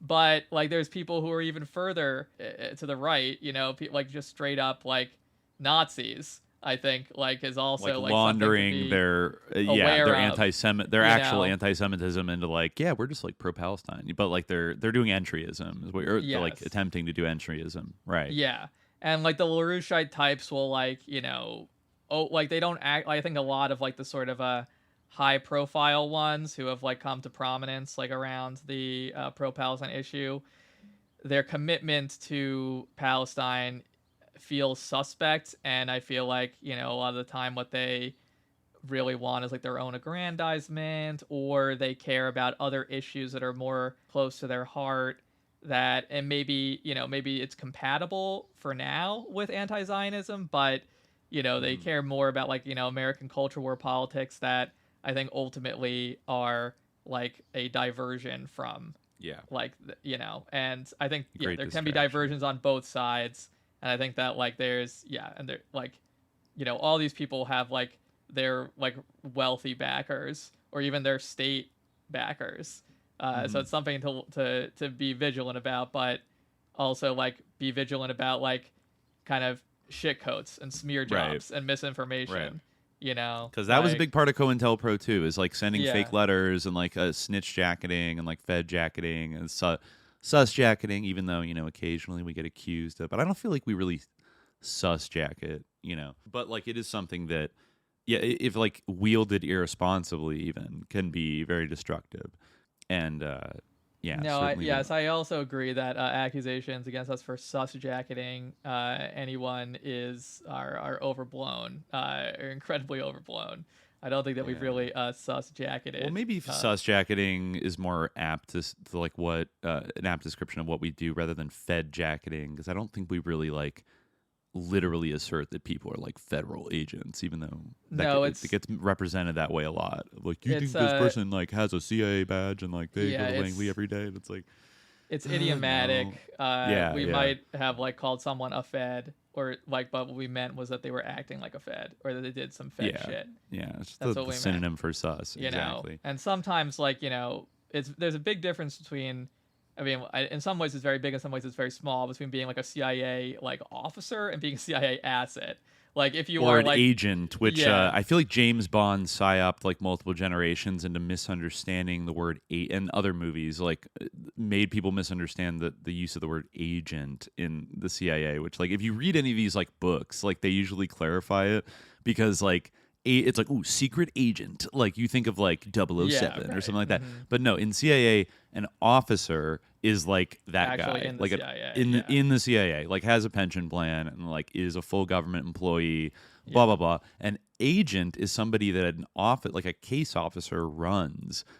So the actual spying is usually done by somebody you recruit, because it makes sense. Like, you know, people have access to places you don't, right? So that, or somebody that does things for you from time to time is like an agent. Like say Gerhard Mertens is an agent, and then sort of synonymous with that, but has sort of a lighter connotation, is asset, where, you know, you might not be doing like high risk spying kind of stuff, but like maybe you launder some money or it's help like with some it's arms like a deals. tool to be used, like a cleaning agent. You know, it's kind of like that. Right. Yeah. Usually they're compensated, but it's like they're not like lifetime employees, and usually it's the agents and the assets that get burned, and usually they're like the officers that get protected. Yeah. In rare cases, some of the officers, you know, quote unquote, go rogue, like, you know, Ed Wilson, and you know, get kind of popped and have to go to jail, but that's pretty rare. Yeah. Like usually and if you're doing something like fighting for a proxy militia with CIA air support, you're like definitionally a CIA asset. Like, you know, it's not it doesn't mean that you sign a contract or anything. It just means that like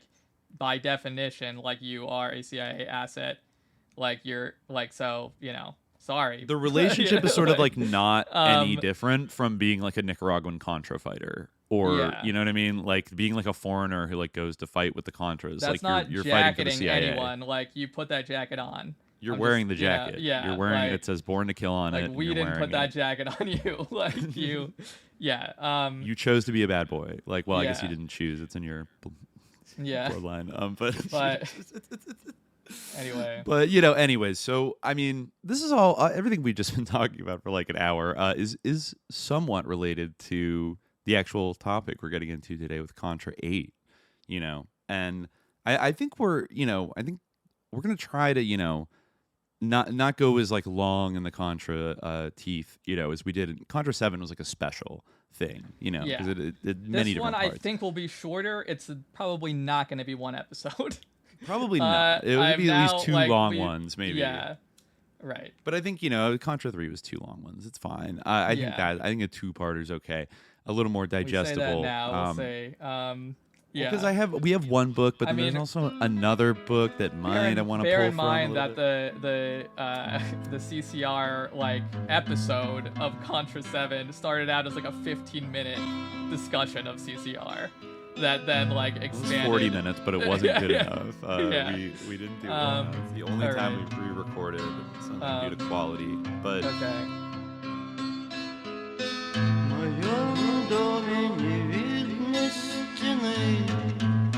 В моем небе не видно луны. Я слеп, но я вижу тебя. Я глух, но я слышу тебя. Я не сплю, но я вижу сны. Здесь нет моей вины. Я нем, но ты слышишь меня. И этим мы сильны. И снова приходит ночь. Я пьян, но я слышу дождь. Дождь для нас.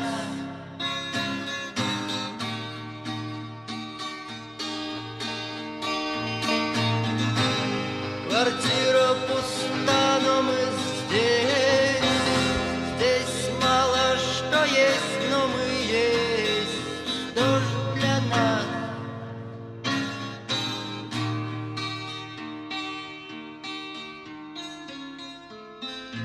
Ты видишь мою звезду. Ты веришь, что я пойду. Я слеп, я не вижу звезд. Я пьян, но я помню свой пост.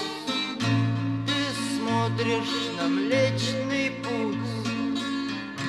Я ночь, а ты утро суть. Я сон, я миф, а ты нет. Я слеп, но я вижу свет. И снова приходит ночь. Я пьян, но я слышу дождь. Дождь для нас.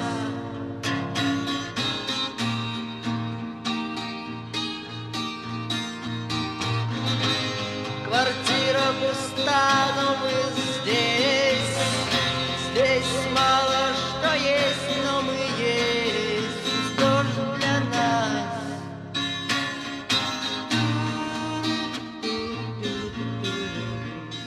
Today we're going to focus on the other great book by Alan A. Block, which actually we were, funny enough, we were planning on getting to in Contra 7. We thought we would cover both these books, but then I think it ballooned, and I think because of the Credence interlude, and then also finding that Gus Russo book Super Mob, which just had a lot of juicy additional information. We basically did a mini history of the American fortunes, about the Pritzkers in part 3, and then had this meta, discussion about contemporary politics, all that stuff. So I think we can slim it back down, and also I think we'd start, we're going to revisit Contra. I think we'll start revisiting it more regularly again, the way we were doing back in the beginning. We don't need to take as big a break. And also I want to keep this stuff kind of bouncing around in the back of my head, because a lot of this information is very valuable for the grand, interlock chart that we're mentally constructing. So this book, is gonna, we've been talking about Israel because that's very relevant right now. And, Israel pops up a fair amount in this book, but I would say the number one country that this book concerns is Russia, formerly known as the Union of Soviet Socialist Republics. And after all of this kind of stuff went on with Castle Bank in the 70s, and then after Bill Casey's, Great Crusade in the 1980s, we have, this counter-revolution that succeeds in the Soviet Union in the early 90s, right? We have the end of the Cold War. And basically this book, which has a pretty great title, All is Clouded by Desire, Global Banking, Money Laundering, and International Organized Crime, is an attempt by Alan A. Block and actually his co-author, Constance A. Weaver, to basically sketch out the orgy of white-collar and actually quite brutal mafia criminality that erupted across the former Eastern Bloc in the 1990s. And wouldn't you know it, quite a bit of the same cast of characters from the Castle Bank era were intimately involved in all of this, particularly in practicing the dark art of money laundering and offshore tax evasion and capital flight. I'm very fascinated by this question, and it's one of those grander SJ questions that I want us to develop some more clarity on over time. And I've always seen it as a very critical part of the eventual the long Contra series, which has no end. We could just keep doing it. It could be 20 Contras, there could be 30. There's a lot to kind of focus on. And I like that we take a slightly different approach every time at looking at this from a different angle to try to see if we can make some new connections. And I think I think we've generally broken a little bit of new ground in kind of this whole field of Iran-Contra studies, jumping off the work of legends Gary Webb and Robert Perry, Mae Brussel, and Alan A. Block, among others. But I think one thing that I always thought was a little bit missing, that there was something missing, to quote R.B. King, I think in a lot of these really good books that are about, this whole period, whether it's Outlaw Bank or Alan A. Block's work, etc. And that's kind of, I hate to say it, but kind of anointed Marxist POV of all this stuff as it concerns the ultimate struggle that was kind of guiding all of these people's activities, which was the Cold War, right? I feel in a strange way there's an under-examination of the fall of the Soviet Union itself. And I think there's common stories that are told about how the Soviet Union collapsed. I think we got into that in Victory, where it was the neocons were all convinced that they could more they could collapse it, not that it just would, but all the liberal, responsible, serious, economists and political scientists of the 1980s kind of assumed the Soviet Union was just going to keep going. It wasn't going to go away. That's ridiculous. And it'd probably be too dangerous if it did. Look at all the nuclear weapons they have, right? It seemed like it was going to be this sort of intractable thing. And then there was this period where Gorby comes in and suddenly the Soviet Union starts opening up and reforming its economy to, experiment with capitalism. And 5 years later, it was all over in that short span of time. But a lot of these books, even Alan A. Block does it a little bit, kind of isn't that interested in this book, which is about the sort of what is perhaps one of the greatest heists of the 20th century, the theft of the collective wealth of the USSR by shady mafiosos and Western banks and these shadowy middlemen operators, often connected to intelligence. The amount of money that was sucked out of Russia and the amount of industries that were just taken over by gangsters, and all that money, flooded back, to Western banks and places like the Bahamas. I mean, I view it as a massive crime, but it's usually not portrayed that way. It's usually portrayed as they sucked because communism didn't work, and or Gorbachev fumbled the bag a little bit, but then blah blah blah. It's kind of seen as, in some of these books, I mean, that like I feel like it's very off of, there's actually, because what we're talking today is about like a very vast, complex, interesting phenomenon that I feel like we haven't focused on too much yet, which is the so-called Russian mafia. I think maybe in our Ukraine episode was the most maybe we talked about the Russian and like Ukrainian mafia, right? And they are a large force, but like you hear so many things about the Russian mafia that sometimes it's a little bit confusing, right? Like sometimes you hear that like Vladimir Putin is like in bed with all of like the Semyon Mogilevich and all these other like crime bosses, and like they have operations around the world, and like it kind of the implication is that like the mob is to some extent like sort of controlled or heavily watched over by like old KGB people. Yeah. It's like this is like the Soviet deep state like lives on in like the Russian mafia, but then also the Russian mafia is like this extremely like almost anarchist, like anti-communist, anti-Soviet, and often quite like sicko social formation that, I would say by default they are like pro-capitalist basically, but also like not necessarily like pro-West. They're just about like making money. But also, there's an interesting period here in the 1990s when Russia, or the ex-Soviet states, are finally hooked up to the international banking system, and all this money kind of like disappears and goes missing. It also, I think, very not accidentally coincides with the expansion of Russian mafia operations in the United States and Western Europe, and actually in places South America, Africa, Asia, etc. All around the world. And there's a number of like very hysterical books. We might get to one in the kind of the latter part of this, which is the Red Mafia. But there's another one called Comrade Criminal, which I wasn't able to get off archive because they like copyright flagged it. But I think all these books have a little bit of like a sensationalist, kind of the way that like some of the BCCI books talk about like this Muslim bank. Like it's like these Russians, like they love like the ways of crime, but they're also like smart, but they have no morals. And like they're, like the Italian mafia can't even keep up with how fucking brutal these guys are and stuff like that. Like it's very like playing it up and almost like still trafficking in a kind of lingering anti-Russian attitude, like left over from the 80s kind of, and then also blaming like, oh, why are they this way? Because like they were all traumatized by like the evil Soviet system or like the big canard is that Soviet society, the Soviet economy, Soviet society was so corrupt that like you had to learn how to be a gangster just to like get by because everybody was a hypocrite and like the black market was everything and blah, blah, blah. Now, we can discuss later the kind of the dynamics of the black market and corruption.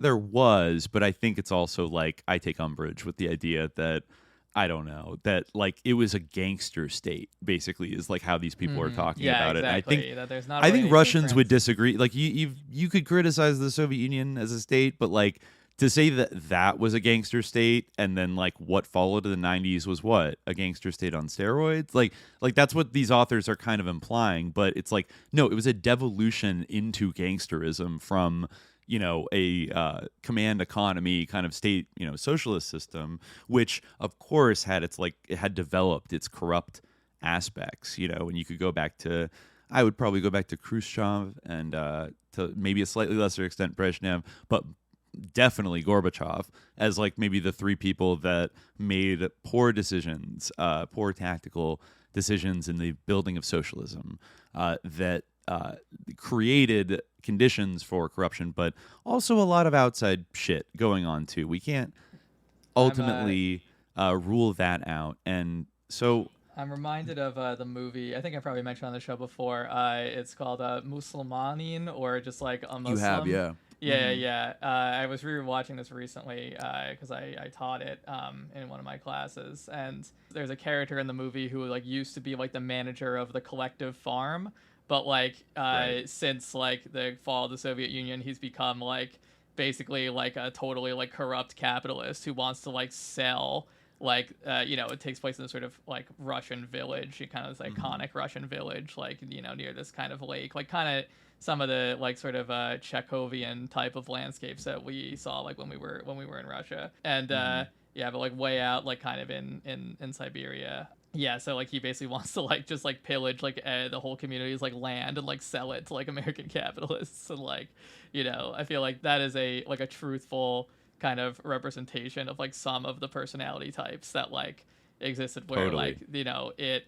I guess maybe the film is kind of arguing that there's like a degeneration in the Russian sort of spirit that like allowed the sort of vision of communism to fail, and then Right. like the sort of hope, like it's kind of rebutting the hope of capitalism to like kind of bring this spiritual regeneration that some people like believe will come. But like I think it also serves kind of as a true representation of a certain kind of personality type, and maybe like what people are kind of extrapolating, where like there were people like that who existed within the Soviet system, but then like when once you have like the sort of changeover or the like quote unquote opening, then all those impulses and all of that same sort of criminal behavior just like had a whole like new stage on which to play out, and The return of the repressed. Yeah. The return of the politically repressed. Yeah, and a lot of these people that were in, gulags and stuff, they get out, and then when the capitalist turn happens, they are the ones who, seize upon it on the ground, like immediately with this very like remarkable kind of viciousness. Diiringi dengan pelangi di telaga biru, mandinya putri tujuh, gemercik bunyi air dan semerbak mewangi. Hari sangat cerah dengan beberapa warna indah, orang menamakan itu pelangi. Lingkaran pelangi menunjukkan arah ke telaga, tanda putri tujuh mandi di bumi. Bila senja tiba, turunnya putri tujuh, turun ke bumi, diiringi dengan pelangi.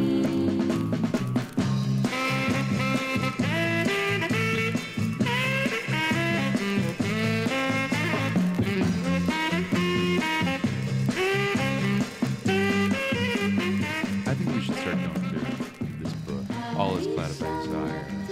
It's going to introduce us to a new vector of this like Russian organized crime influence, which is going to be this strange swirl of like just ruthless criminals, ex-KGB officers, and sort of like party official sort of apparatchik types, and then like Western financial people, and then also this group of people that will later be called oligarchs, which is another thing that like you hear about all the time in Russia, but it's a little bit unclear.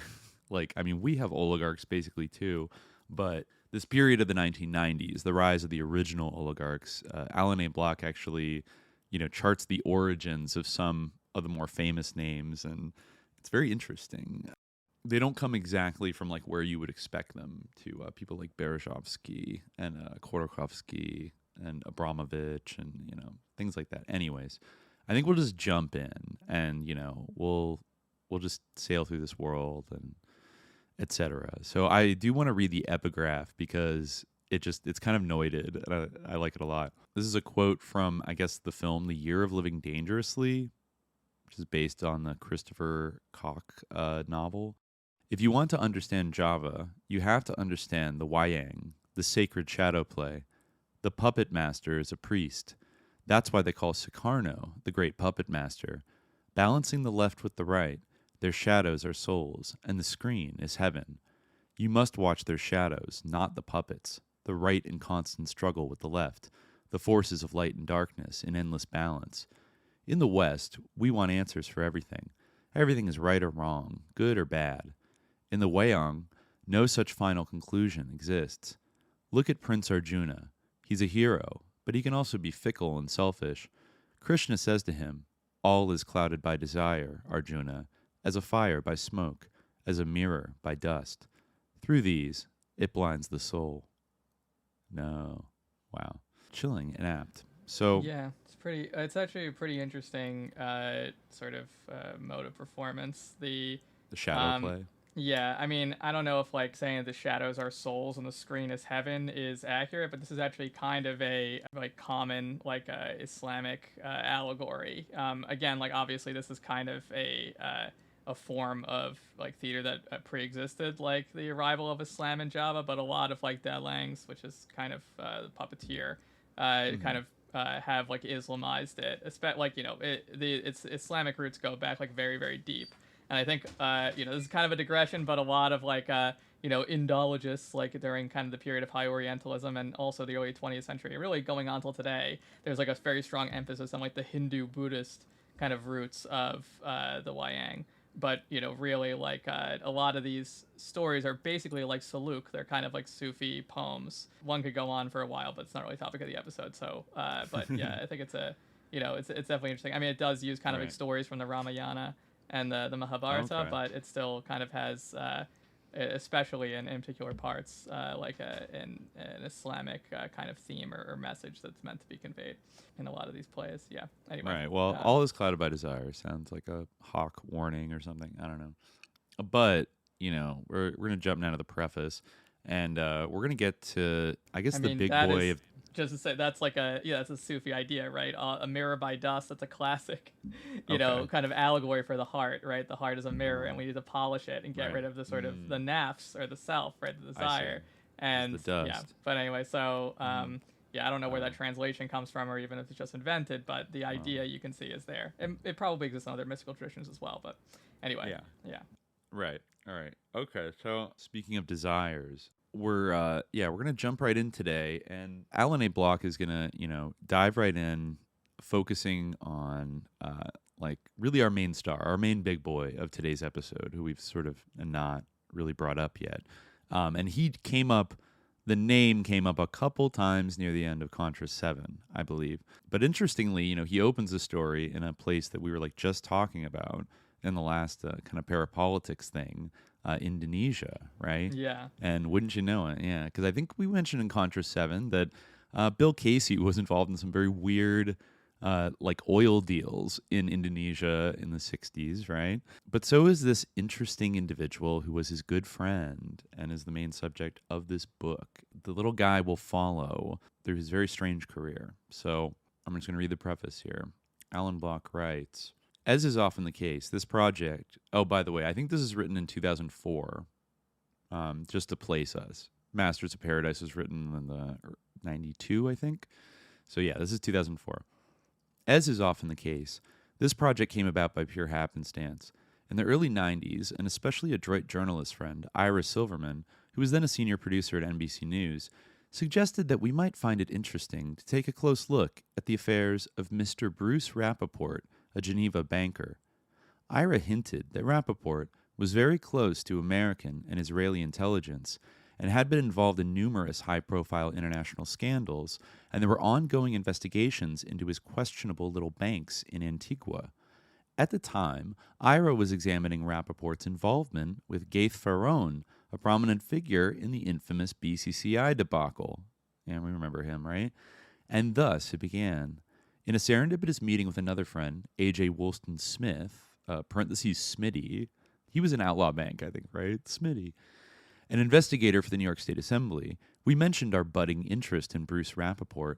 As luck would have it, during the 70s, Smitty had been part of an investigation by the British detective firm Q-Men, all caps, looking into Bruce Rappaport's gargantuan ripoff of the Indonesian state-owned oil company Pertamina.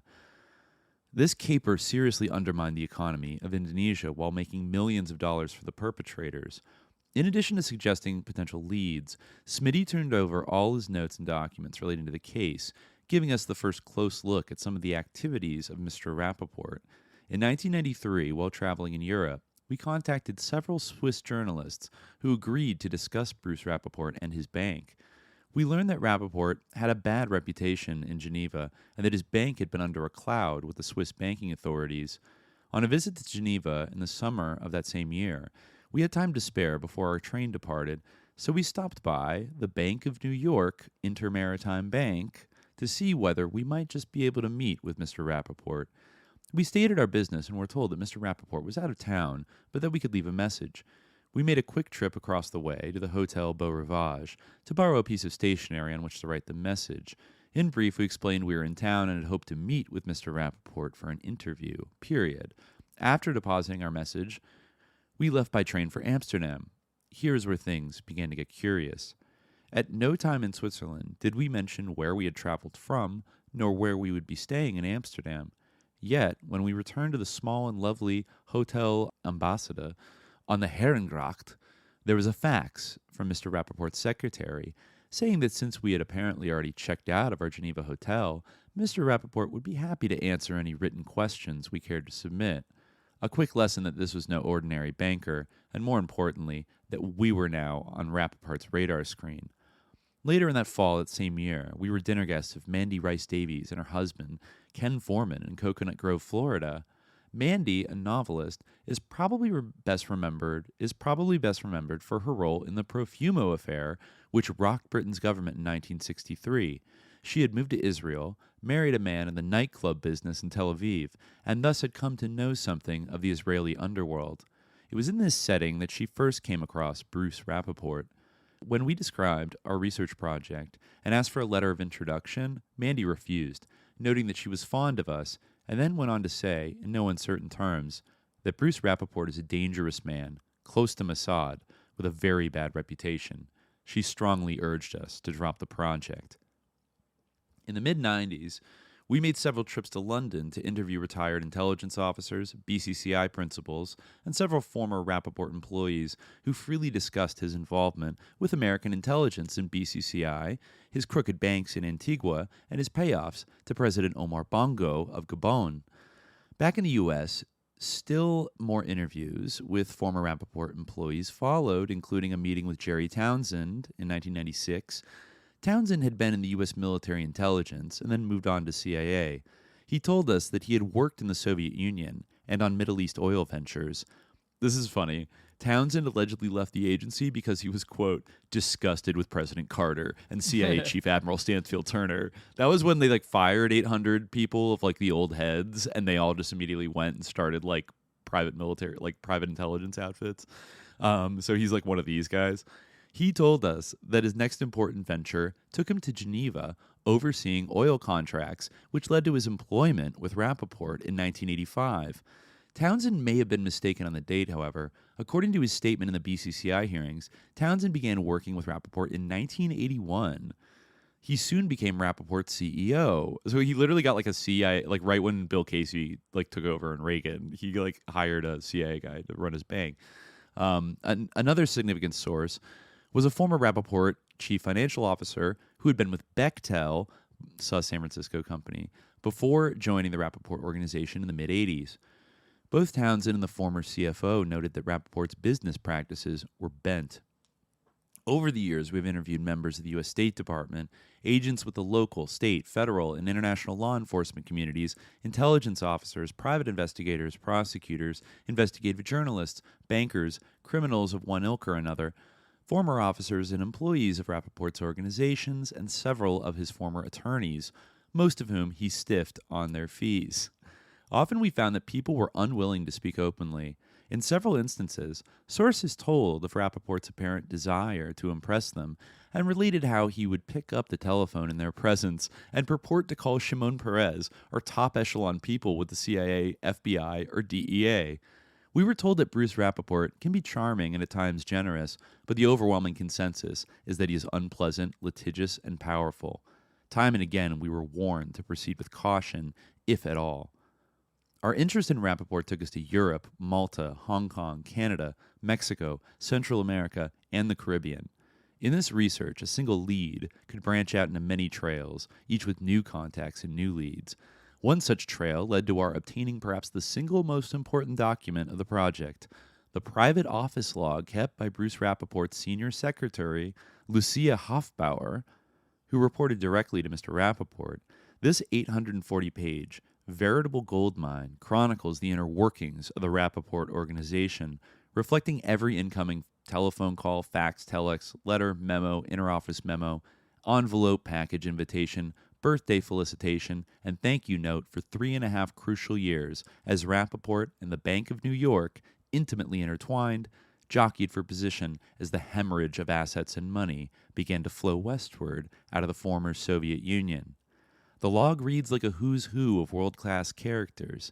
Within its pages, interacting, doing business, and paying homage, we find presidents, ministers, ambassadors, former attorneys general, highly paid lawyers from prestigious international law firms, bankers, financiers, money launderers, oilmen, Russian thugs, and miscreants. The day-to-day entries and appallingly poor penmanship provided us with a detailed roadmap into the affairs of Mr. Rappaport and, significantly, the Bank of New York. So yeah, they started doing lectures and papers at various conferences. This is a weird incident. Okay, you might be able to shed light on this as an academic.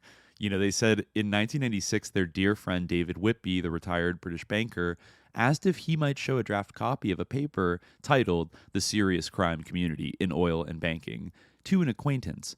The perhaps not so honorable Professor A.K. Barry Ryder, director of the Institute of Advanced Legal Studies and professor of law, University of London, an executive director for the Center of International Documentation of Organized and Economic Crime, and for our story, most interestingly, the general editor of the Journal of Financial Crime, the official journal of the International Symposium on Economic Crime, held annually at Cambridge.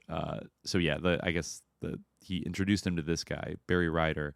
Our friend David had attended one of these conferences and thought that perhaps Barry Ryder would be interested in reading our paper, which was clearly marked draft and, even more importantly, copyrighted.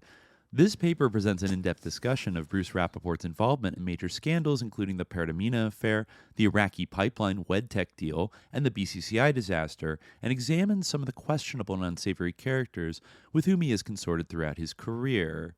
Now get this. Imagine our surprise to learn when we received a check from Henry Stewart Publications drawn on NatWest Bank in the amount of £100 and dated February 1997 that our paper was about to be published in the analysis section of the prestigious Journal of Financial Crime.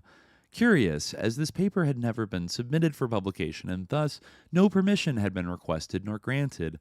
All the more curious, as the declared policy for the journal clearly states, the analysis articles submitted to the journal and other material not specifically commissioned will be refereed.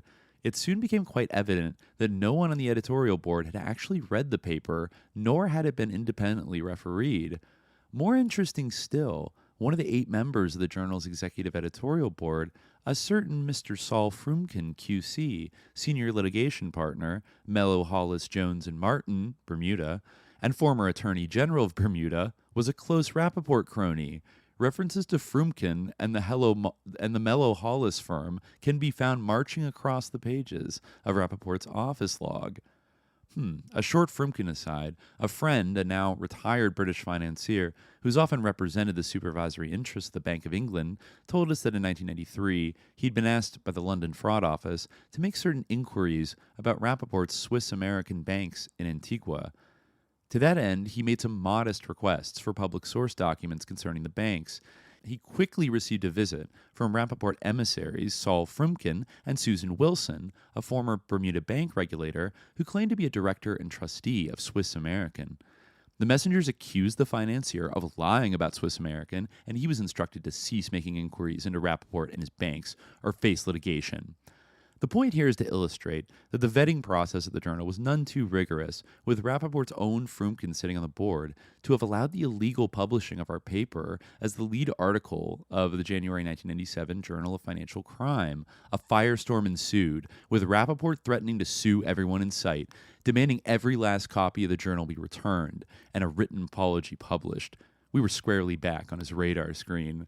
I just want to pause right there. Like, as an academic, like, what do you think about that? Like, that they took this paper that was full of like juicy shit about Rappaport and like published it without their permission. Presumably, there was a Rappaport crony on the editorial board that you would think would like flag this and be like, "Hey, wait a minute, like we're not going to publish this shit." But I guess like they were lazy and they didn't.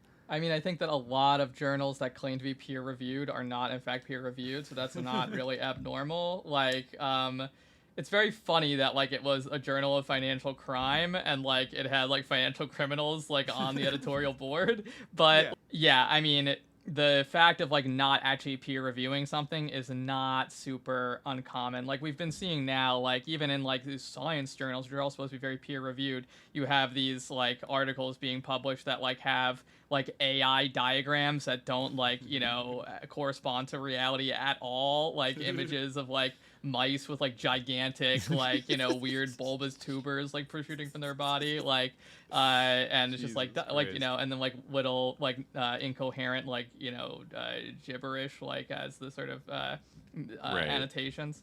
Right. But, so, yeah, like, they're definitely peer review, like, sometimes doesn't happen, even though it's claimed to happen. So that's almost more normal. What's weird to me is that this guy, the professor friend of his friend, like, decided, like, maybe he thought that he was doing him a favor, maybe he was, like, kind of senile and thought that was what he was being asked. I don't know. Like, the retired British banker. Yeah. Yeah. And the retired British banker, like, was the friend, right? So yeah, David Whitby was his friend. Or but their then it dear was friend. Professor A.K. Barry Ryder, the director of the Institute of Advanced Legal Studies and professor of law, University of London. He apparently, it seems like that guy took it. Like, yeah, David Whitby said, like, is it okay if he asked, is it okay if I give it to this guy Barry Ryder to read? I think he'd be interested in it. And then they're like, okay. And then the next thing they know, they get a check being like, your thing's going to get published. And, you know, they said this is a draft. It was, you know, had draft and copyrighted written on it. I guess in the era before email, like, it makes a lot of sense that, like, that would happen, honestly. Because, like, it takes so much more work to, like, write someone a letter or call them if you don't have their phone number.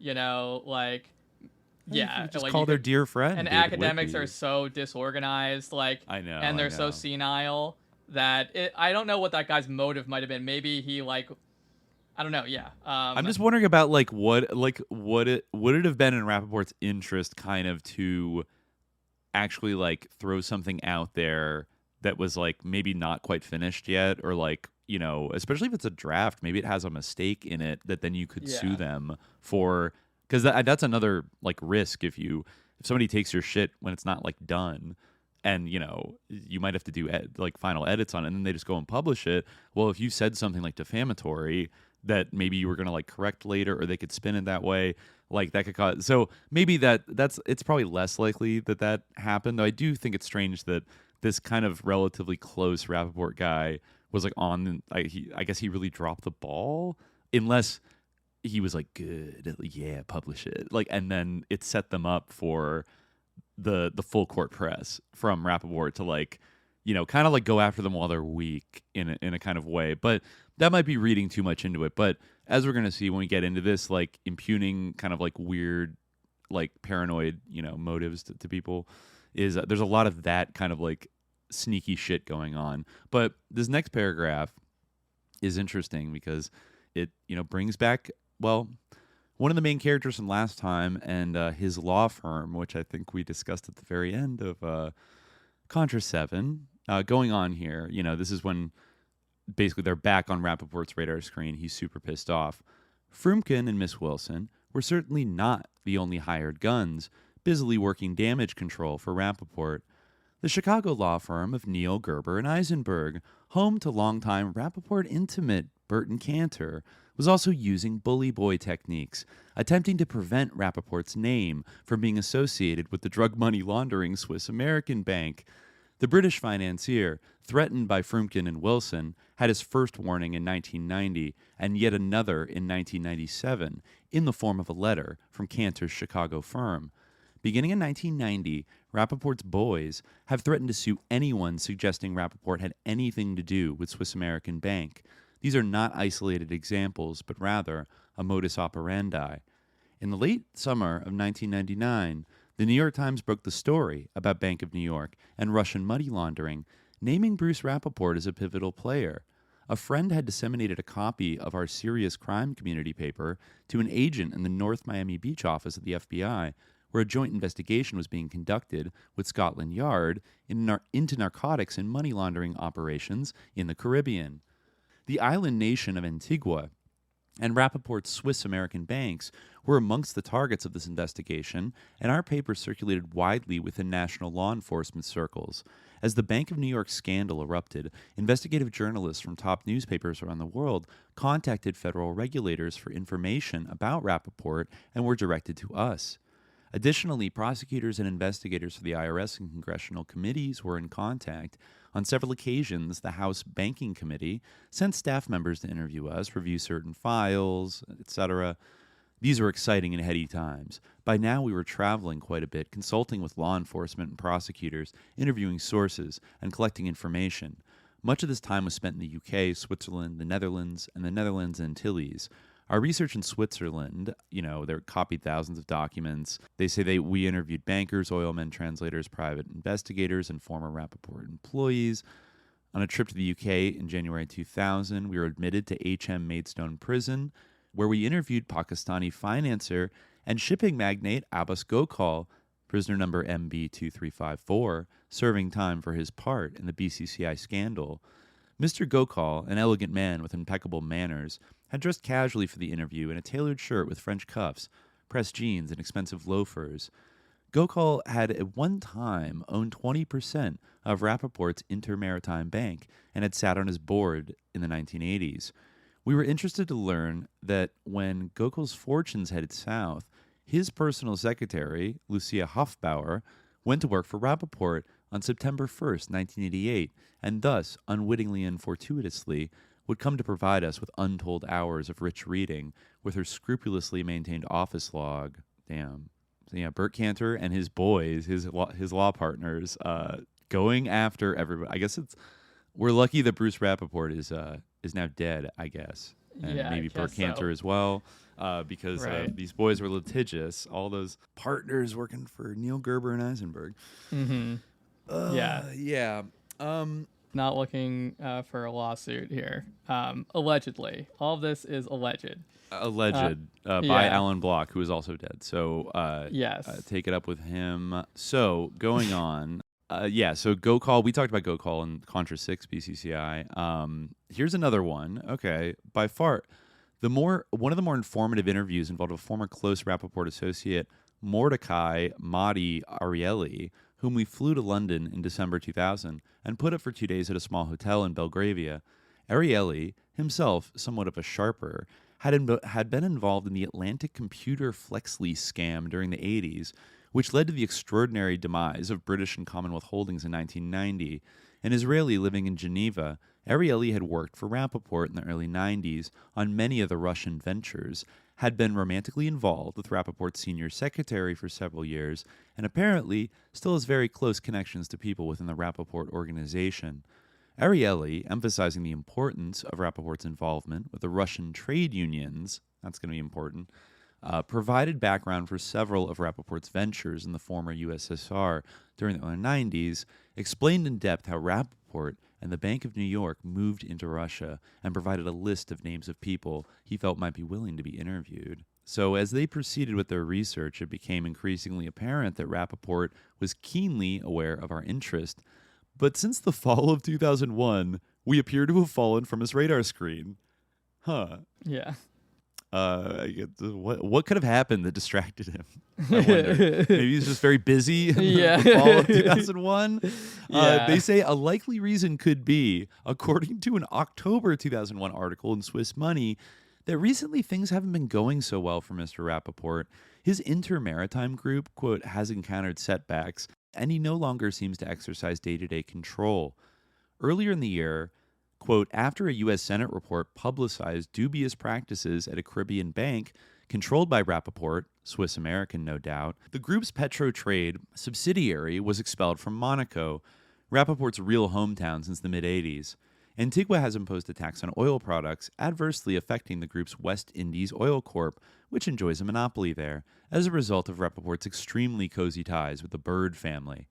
Additionally, his BRC refinery in Antwerp is described as, quote, run down, and its fleet has dwindled to one aging tanker. Rappaport, now in his 80s, is reportedly unwell. After spending more than a decade examining such a colorful and important career, the end seems somehow bittersweet. So yeah, let's get into Bruce Rappaport. Part 1 here. This is an epigraph from Eric Ambler, A Coffin for Demetrios. This is just like an interesting sus novel excerpt of dialogue. It is called the Eurasian Credit Trust. What sort of a bank is it? It is registered in Monaco, which means not only that it pays no taxes in the countries in which it operates, but also that its balance sheet is not published and that it is impossible to find out anything about it. There are lots more like that in Europe. Its head office is in Paris, but it operates in the Balkans. Uh-oh, sus. Very sus. Anyway, yeah, this is also the time that Yugoslavia was being dismembered, I guess, or a little bit right after that. But, okay, so Block first, he kind of introduces this very interesting bank, the Bank of New York, which, you know, isn't like the most famous bank name, but we're going to find out it has an extremely esteemed history, you know, going back to the beginning of America. But anyway, so let's see. So, okay, he sums up this, you know, I don't know, you were like a kid, so you probably don't remember the Bank of New York scandal in the news in 1999, right? No, I don't. Yeah, I was also like I was 12 10 or something. So like, yeah, I probably didn't remember it either. But I've never heard, maybe because so many financial scandals happened in the Y2K era and then 9/11 on top of that, like this just got kind of swept under the rug. But, you know, according to the way Block talks about it, like for a minute there, it was kind of a big deal. And also, I think I do vaguely remember, or, you know, hearing about later, like the Russian currency crisis and like the economy kind of collapsed in, I forget, was it 1998? Right. There was like a huge ruble crisis or something right around the time, like right, I think before Putin came in, and then it sort of stabilized. But so he's going to take us back to this like Josh Harris late 90s era. So he writes, in the waning summer of 1999, the Bank of New York found itself a suspect in an international money laundering investigation. The claim is that the bank laundered billions of dollars for various entities composed of the new Russian mafia and the very top echelon of Russian politicians. This was money laundering and flight capital with a vengeance, mixed and mingled with illegally diverted loans from the IMF. On the last day of August, the New York Times calculated that between $4.2 billion and possibly as much as $10 billion from Russia passed through the Bank of New York the previous fall and winter. Others, however, believe the top figure was closer to $15 billion. New York Times reporters Timothy O'Brien and Raymond Bonner placed Geneva banker Bruce Rappaport at the intersection of illicit Russian money and the Bank of New York. These insightful reporters pointed out that Rappaport, together with the Bank of New York, owned a Swiss bank that allegedly aided the Bank of New York with important business contacts in Russia and served as a, quote, channel for laundering Russian money. The Swiss bank is the Bank of New York Intermaritime Bank, which is, I apologize in advance for the deliberately confusing like names that all sound similar, like, you know, the Bank of New York, not to be confused with the Bank of New York Intermaritime Bank, you know, which actually owns the Bank of New York. But like, anyways, so yeah, the Swiss bank is the Bank of New York Intermaritime Bank, which is majority owned by Rappaport and located at 5 Quai du Mont Blanc in Geneva. The New York Times report spurred journalists from major papers in the U.S. and Europe to delve into the relationship between Rappaport and the Bank of New York, or I guess BONY, if you want to call it that. Additionally, the U.S. House Banking Committee, under the leadership of Republican Jim Leach from Iowa, scheduled hearings on the budding scandal for mid-September. Leach announced that the committee wished to find out whether the Bank of New York was unwittingly duped or was a willing facilitator in what may be the greatest example of kleptocratic governance in modern history. The Bank of New York, naturally enough, believed it had to distance itself from Rappaport, whose reputation is somewhat malodorous, in order to contain as much of the scandal as possible. At the same time, the Bank of New York had to gear up to battle several potential lawsuits gathering momentum that autumn. On September 22nd, Thomas A. Renier, chairman of the board and CEO of the Bank of New York Company, a third entity, was called to testify before the House Banking Committee. Now, okay, this is the storied history as relayed by Thomas Renier. Renier started his discourse noting that the Bank of New York was, quote, the nation's oldest bank, founded in 1784 by the same man who established and first headed the United States Treasury, Alexander Hamilton. Yay, our favorite founding father. This is awesome. Alexander Hamilton's fucking bank. What a legacy, right? Yeah. It's pretty funny that Hamilton heads rejoice. You're about to find out his true legacy. It's actually kind of fitting as we get into it. So he continued on, trying to make the case that the Bank of New York had done absolutely nothing wrong. Well, certainly nothing criminal. We are, he said, one of the leading correspondent banks for commercial banks around the world. You can therefore imagine how dismayed I have been by the suggestions in the press that the Bank of New York has been involved in, or been used as a vehicle for, money laundering or other illicit activities. Let me set the record straight at the outset. No charges have been filed against the Bank of New York. No relevant authorities have asserted the Bank of New York has engaged in money laundering or violated any other law. Neither the bank nor any of its customers have lost any money as a result of the activities in question. We've cooperated with all authorities, blah, blah, blah. We're going to keep cooperating. But he says, but as you can understand, there are limits to what we can disclose prior to the completion of the investigation. So he goes on, the press against have ignored, the Bank of New York's cooperation with investigating agencies here and abroad. Although, Mr. Chairman, there are limits to what I can say about these investigations because of their ongoing nature. So, I mean, he's like making excuses, and he goes on, and he says like all these like sus Russian money laundering accounts. He says allowing these accounts to remain open and active without sufficient questioning was a lapse on the part of the bank. I have taken personal responsibility for implementing remedial actions. I will describe these later in my testimony. From a broader perspective, the questions of how these accounts operated extend to our business presence in Russia and to the nature of the global funds transfer system. Now, this is interesting background here. The Bank of New and it's like weird. It's one of these merger things when he's talking about like what the Bank of New York did. But he says the Bank of New York has done business in Russia since 1922, when Irving Trust, which we later acquired, opened an account for Veneshikano Bank, the Bank for Foreign Economic Affairs of the USSR. With the collapse of the Soviet Union in 1991, a new banking system began to emerge in Russia. Responding to public and private initiatives and encouragement to bring Russia west, we and many of our nation's other leading and commercial and investment banks were asked to aid the development of this system, in our case, focusing on the development of the infrastructure for the Russian capital markets, where our expertise in funds transfer and American depositary receipts, ADRs, was pertinent. We committed bank personnel and resources to planning committees, training sessions, technological discussions, and the like with Russian banking executives and personnel. The business role we chose for ourselves in Russia was similar to what we do in many other countries. Correspondent banking, and that's kind of an indictment, but anyways, correspondent banking and securities processing activities, bank-to-bank business that generates stable, predictable fees with relatively low risk and capital exposure.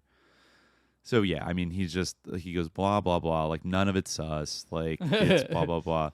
And then he does address at the end, a few different issues about like Bank Menatep and other things. But he says a final business relationship issue is issue 6 in your letter of invitation, the bank's relationship with Bruce Rappaport and Inter-Maritime Bank. Mr. Rappaport is a shareholder of the Bank of New York Company Incorporated, which is the parent of the Bank of New York.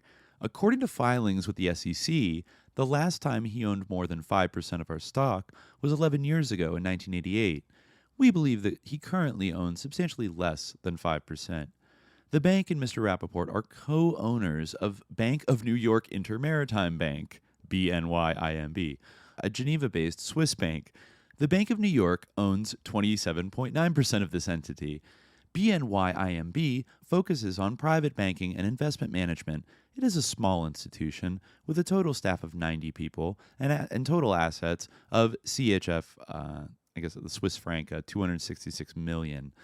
The bank has a traditional correspondent banking relationship with BNYIMB, which includes credit, cash management, custody, and clearing services. The Bank of New York has no other commercial relationship with Mr. Rappaport.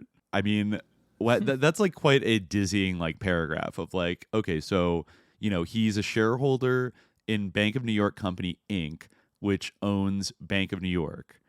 And they say it's only 5%. But then the bank and Mr. Rappaport separately co-own the Bank of New York Inter-Maritime Bank, which is a Swiss bank, But then the Bank of New York that Rappaport owns a little bit of also owns 27.9% of the other entity.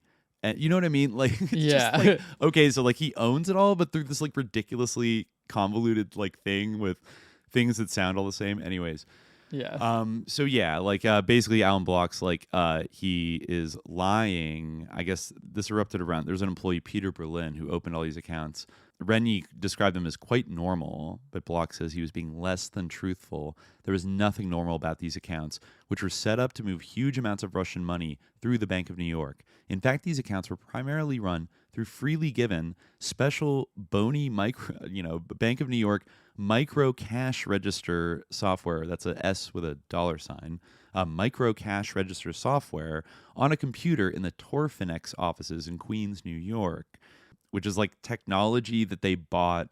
They basically bought Irving Trust to get their hands on this technology, this like this digital transfer technology that Irving Trust had. And Irving Trust was the bank. He calls out the misleading style when, he said that thing about, the Bank of New York has done business in Russia since 1922, when Irving Trust, which we later acquired, opened an account, with a Soviet state bank. But like Irving Trust was just a different bank that had that relationship, and then they bought them in like 1986. So it's like weird to say that like the Bank of New York, the institution like founded by Alexander Hamilton, has had a relationship with Russia for like 60 years. It's like, no, like it's just it's like how Bank of America today was actually bought out by like a not Bank of America, and they just like took the name and like kept it. But like it was bought out by some, big Charlotte bank. I forget which one. Anyways, so yeah, he says like he's this patently disingenuous, claiming for Bank of New York, Irving Trust's nearly 70-year history of business in Russia. Rennie attempted to finesse his way past his sea of troubles by artlessly denying that the Bank of New York had much to do with either Rappaport or Russian institutions. Concerning the latter, Rennie said, "The Bank of New York does not underwrite, invest in, or sell Russian securities. This belies, naturally enough, what several Russian firms have asserted.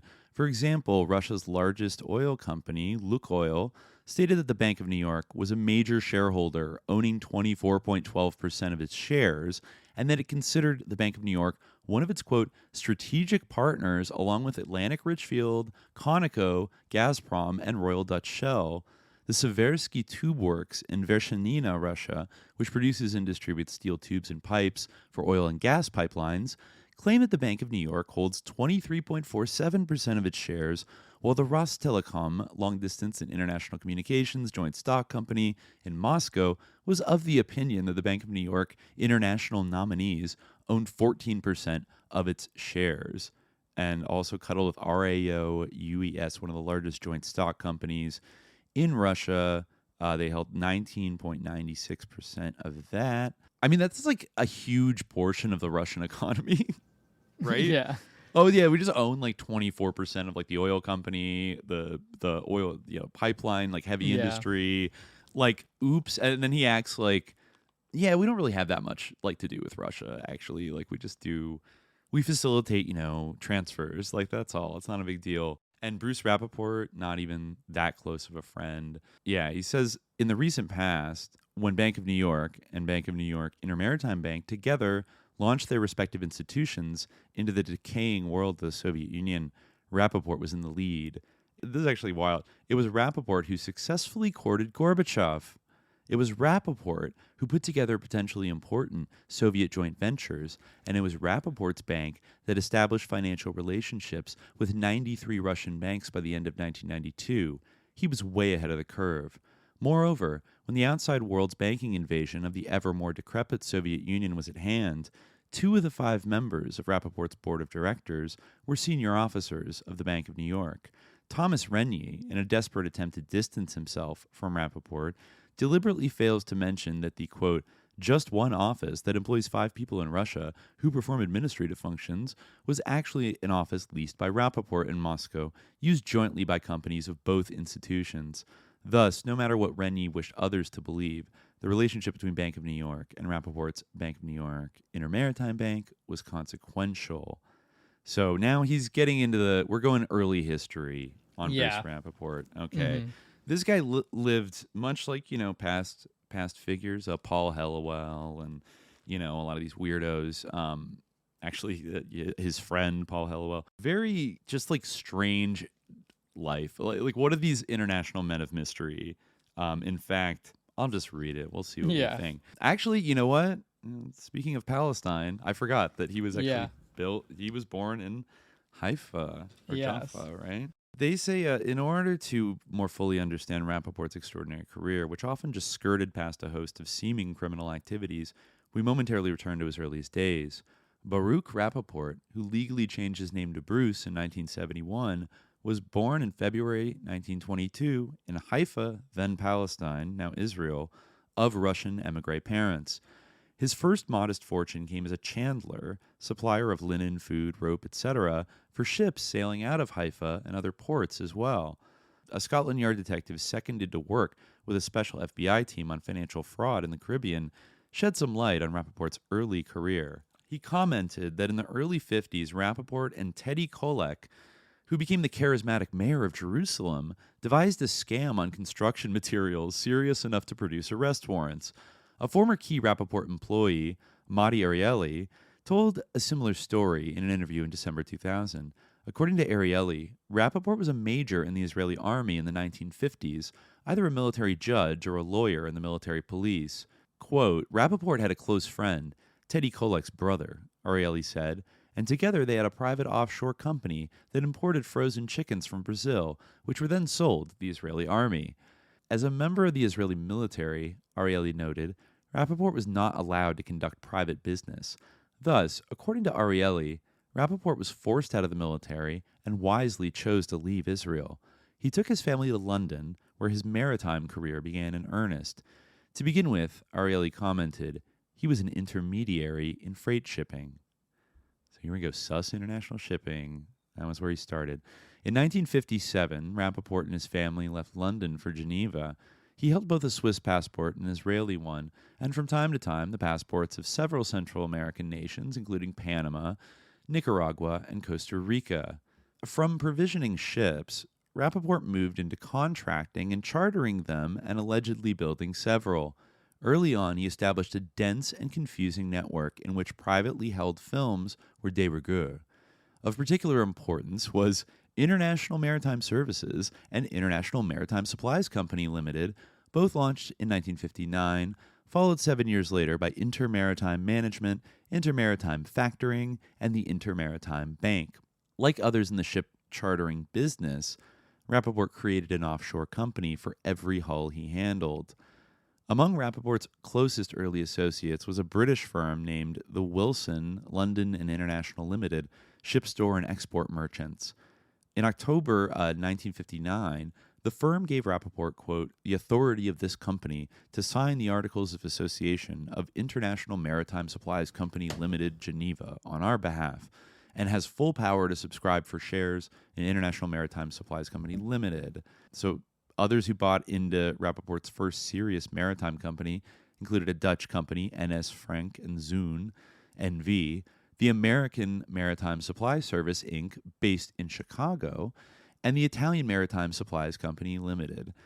Rappaport noted with glee that with three other firms buying into International Maritime Supplies Company Limited, it would become possible to have a shipping clientele of 161 firms that will cover the entire world.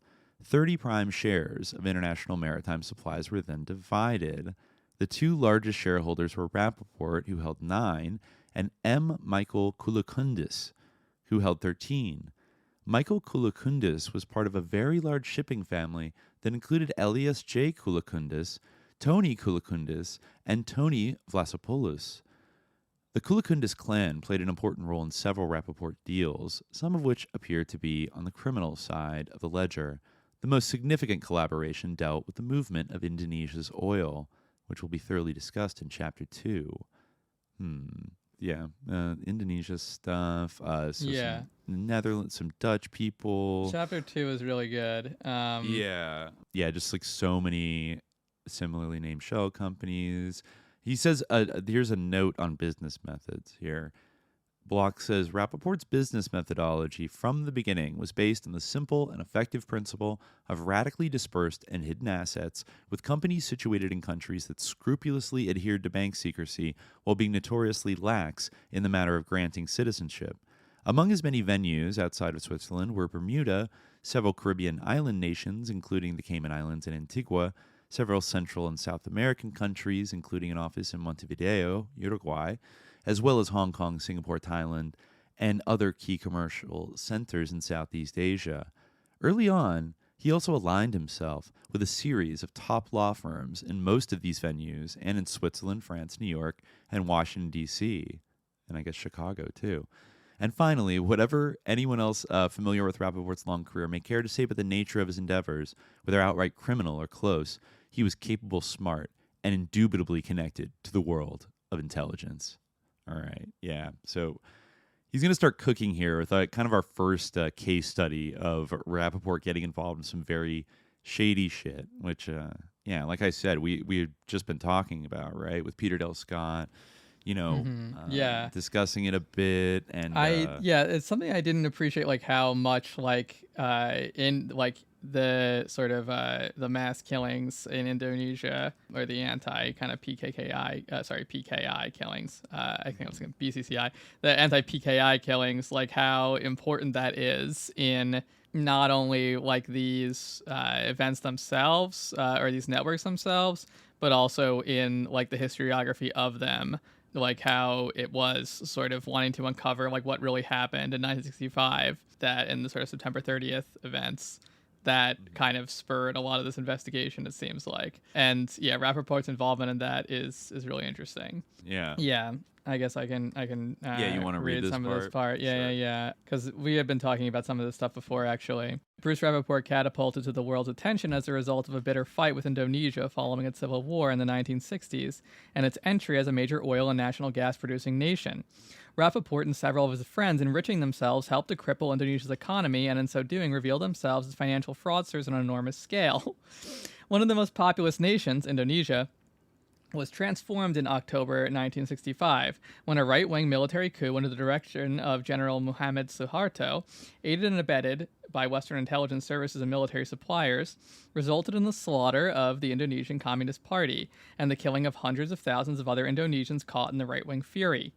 The United States, Kathy Kadane has recently disclosed, furnished critical intelligence, the names of thousands of leftist activists, both communist and non-communist, to the Indonesian army that were then used in the bloody manhunt. That's a quote from Kathy Kadane's article.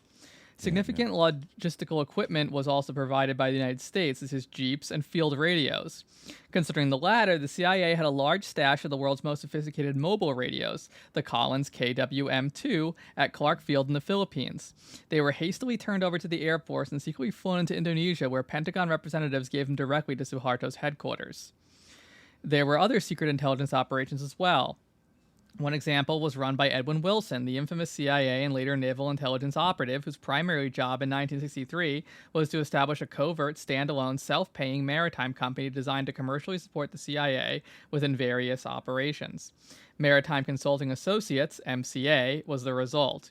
At this time, Wilson was part of the CIA's Special Operations Division and the Directorate of Plans Division. MCA chartered ships, arranged for consulting contracts, and brokered towing jobs in Southeast Asia, particularly in Vietnam, to begin with.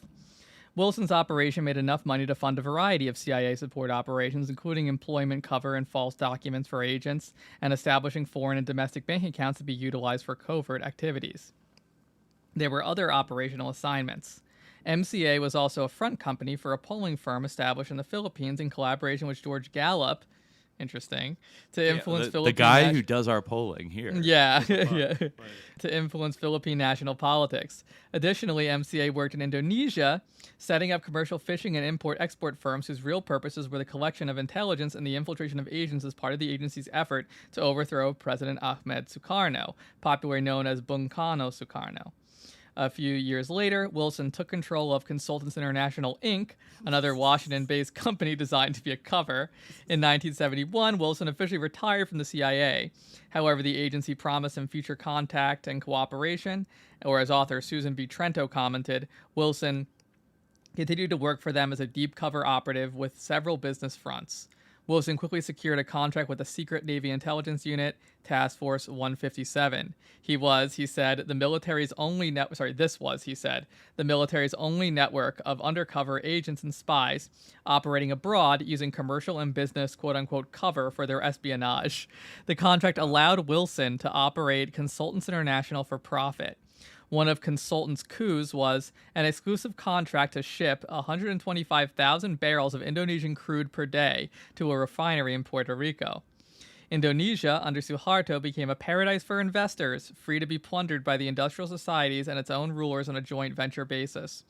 One of the emerging methodologies for budding criminal entrepreneurs was the 1967 Foreign Investment Law that provided tax breaks and other economic incentives for foreign capital, which, in a few short years, controlled 59% of the capital in forestry products, 96% in mining, 35% in industry, almost 50% in hotels and tourism, and around 33% in agriculture and fisheries. The new regime also drained off at least 30% of Indonesian aid programs. Much like the Dominican Republic under Trujillo, Indonesian military leaders sold whatever documents firms needed to do business, formed their own companies, and received shares in foreign firms, which they were then granted both subsidized bank credits and monopoly rights. The generals were also masters of internal looting, but it did not take the coup and civil war for that to begin. In fact, the origins went back to 1957, when formerly Dutch businesses were nationalized by the Indonesian government. The control and management of these companies were handed to the generals who plundered them. The only serious exception to the corruption at the time was the State Oil Company. The former Dutch East Indies had important oil reserves, and in the post-colonial world, the Indonesian government nationalized its oil industry. The North Sumatra Oil Mining Exploitation Company was put together in 1957, as was another important firm named Permina. When Suharto secured the presidency of Indonesia in 1968, the two state oil companies were merged into one, called Pertamina, an acronym for Perusahaan Pertambangan Minyak dan Gas Bumi Negara. Pertamina had sole rights to all of Indonesia's oil and gas, including exploration, development, and production, refining, and distribution. Within a decade or so, Indonesia's economy, centered on Pertamina, crumbled under the combined forces of massive debts to foreign banks, internal corruption, and outside buccaneers, including Bruce Rappaport, Stephen Davids Morel, and the Kulukundis family. It always goes down like that in so many Yeah. cases, right? Yes. Crumble, like the pressure of massive debts to foreign banks, the IMF, and then, which kind of like encourages corruption, and then outside buccaneers. Yeah. It sounds so similar to like pretty much what, how we describe what would happen to Russia as well, where, these outsiders end up with like majority ownership of the commanding heights of the economy and like generally drive the country completely into the ground. Yes, they basically like very deliberately like destroyed the country. It seems like, and anarcho-colonialism. It was basically like it was anarcho-colonialism. It was basically like financial warfare. Right. Yeah. Or I guess there was that book years ago by that guy. Was it John Perkins? Confessions of an Economic Hitman. But like definitely like an economic hit was put out on Indonesia. And these guys executed it. So Another movie I recommend and novel is it's called I think, did I mention this before? It's called Atheists. It's an Indonesian film. It's also known as Kafir. I think I did mention this recently once. And the novel came out in 1949, but the film came out in 1972. You can't really get a good copy of it, but you can find one with English subtitles online. I can't even find like a good DVD of this movie. But it's like about like a young Muslim whose like faith is tested like basically over like the period of Japanese occupation and the immediate aftermath. But like there's definitely like in the film, I feel like you can certainly see like kind of an inflection of like the sort of context of being right after like this crazy event happened where there were all these like killings on a huge scale that like rocked the country. I think it gives like the novel definitely gives insight into the sort of history of Indonesia in general, the sort of post-war history and the Japanese occupation and things like that. But the film, it's also set during that period. But I think I definitely recommend it for those wanting to like gain insight into this time period and like the dynamics like at play.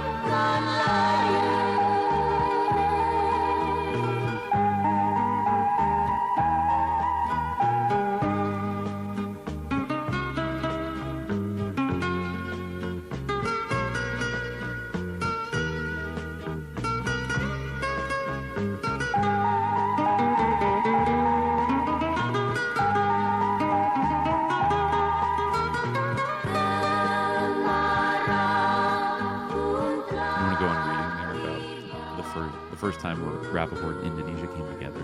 Oh yeah, sure. I We kind of get into like the sex trafficking like aspect that always pops up in this, of, like procuring.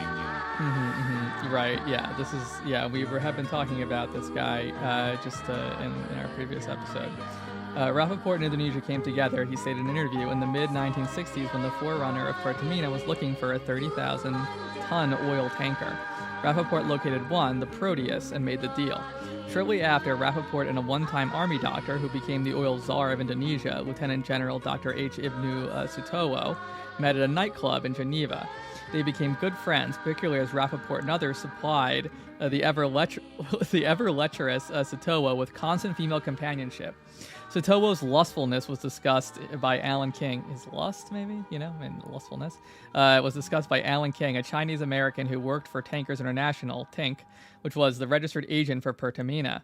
King stated that his main duty was to provide Sutowo with $1,000 whores. Rappaport was also Rappaport was also entertained Sutowo on some of the most opulent golf links in Europe. For example, when the supertanker Ibnu was launched in Gothenburg, Sweden, Rappaport flew in diplomats, industrialists, and bankers from around the world for 2 days of partying and golf, which was invited guests as Arnold Palmer, Gary Player, and Sam Snead. God. In return, Sutowo royally entertained Rappaport at plush vacation retreats in Bali. In 1967, Sutowo was invited to join the advisory board of Rappaport's Intermaritime Bank, which had been formed a year earlier. He stayed in the board for several decades, blatantly disregarding an Indonesian law passed in 1971 that specifically barred him from the board without the permission of Suharto. Within a short period of time, Sutowo was, as journalist Seth Lipsky reported, the second most powerful man in Indonesia. The ambitious Sutowo took Pertamina into enormous projects, including liquefying Indonesia's abundant supply of natural gas. In the early 1970s, he was thought of as an international glamour stock himself.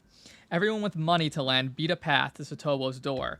There was some internal uneasiness with Pertamina's fast rise in Sutowo's command style. He controlled Pertamina as a personal fiefdom, a state within a state, it was said. Particularly concerned was Rahmat Saleh, head of Indonesia's central bank, who felt Pertamina was borrowing too much too quickly. Immense amounts from foreign banks, much in short-term loans for projects that could not pay off until long after the loans came due. Pertamina's borrowing mania also effectively closed off the rest of the government from foreign capital markets. Joining Saleh in his initial anxiety over Pertamina's tempo and reach was the International Monetary Fund, which as early as 1972 unsuccessfully attempted to restrain the oil giant. Pertamina's slide started in February 1975, when it failed to meet its debt payments on a loan of $40 million to a syndicate led by the Republic National Bank of Dallas. The bank threatened legal action, demanding payment, and that started a dangerous banking crisis. Pertamina's other bank loans were interlinked by so-called cross-default clauses, meaning that if Pertamina failed to pay one creditor, the others had the right to call in their loans. Cronyism rolled in. The government really had no idea how much Pertamina owed. A figure of $6.2 billion was cited, but that left out almost $4 billion in notes to pay for Pertamina's fleet of oil tankers. And at the center of that were unsavory deals with Rappaport and his cronies in the extremely risky world tanker market. This is a section on the business of tanker charters. Yeah. The opportunity for Rappaport and the others arose with the recognition that Pertamina lacked a domestic fleet. The two friends, Sutowo and Rappaport, filled the need.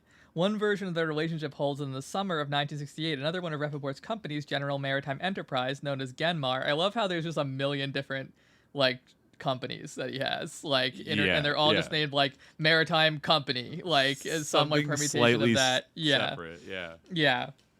Worked out a 10-year deal to provide 21 vessels of assorted sizes. A different version was reported in Far Eastern Economic Review at the end of January 1977. The story was based upon a letter from Inter-Maritime Management's lawyers, which stated that the two men, Rappaport and Sutowo, started working together no later than 1966, the year of President Sukarno's downfall. In either case, Genmar was only a middleman between Pertamina and Norwegian shipping company Torkildsden Reder. The difference between what Rappaport paid the Norwegians and what Pertamina paid Rappaport came to $10,000 a month. Not bad for signing two papers. In 1972, Rappaport's Inter-Maritime Management Corps and Pertamina inked a second contract for 30 more ships. From time to Here we time, go. Rappaport used several other intermaritime companies to sign off on the deals. These included Intermaritime Owners Corporation of Monrovia, Liberia. Of course. Intermaritime Products Corporation, and Intermaritime Tankers Corporation. The arrangements for the domestic fleet were only appetizers. Sweeter meats were at hand. Pertamina was primarily interested in chartering oil supertankers, and in September 1970, chartered on a high purchase plan for tankers from a Rappaport-affiliated company called Metropico Companhia Naveria S.A., based in Panama. About 10 months later, another tanker was chartered from another Rappaport Panamanian company. 2 years or so down the line, Pertamina went for 6 more higher purchase vessels from a Liberian-based Rappaport affiliate. Finally, in the late spring and summer of 1974, Sottowo and Rappaport's Intermaritime Management Corps agreed to charters for 2 more tankers yet to be built. When all was said and done, Rappaport had assembled a 15-vessel fleet for Pertamina, totaling 1.4 million deadweight tons. Damn. He's truly such a crook. It's unbelievable. Yeah, but he didn't build or own any of those ships. Yes, he continued the exactly. pattern established in 1968 of chartering ships and then rechartering them to the Indonesians. His Yeah. middleman profits continued to come from the difference between what companies such as Sanko Steamship of Japan charged him and what he charged Pertamina. Damn. By the early 70s, the difference is very substantial, especially as Rappaport charged Pertamina top dollar for its charters at the very time that the world price was tumbling down. But Sottowo did not seem to mind. On the contrary, several months after, he signed some 1,600 promissory notes based on charter agreements with Rappaport. On the contrary, several months after he had signed some 1,600 promissory notes, Sutaro borrowed $2.5 million from Intermaritime Bank. The loan was interest-free. When the bottom blew out of Indonesia's oil barrel, Rappaport claimed that the country owed him about $1.3 billion. The Indonesians knew this charter tanker mess was at the heart of their greater economic woes, and that Rappaport had robustly greased the good doctor. Damn. Yeah, I mean, wow. it's really just, like, so insane. Obviously he, Sottowo, basically, the government, came down on him. He admitted in an affidavit after expected litigation that, he committed serious personal wrongdoings. He said the 1,600 notes were done to help Rappaport through a time of business difficulty and were never meant to be enforced against a national oil company.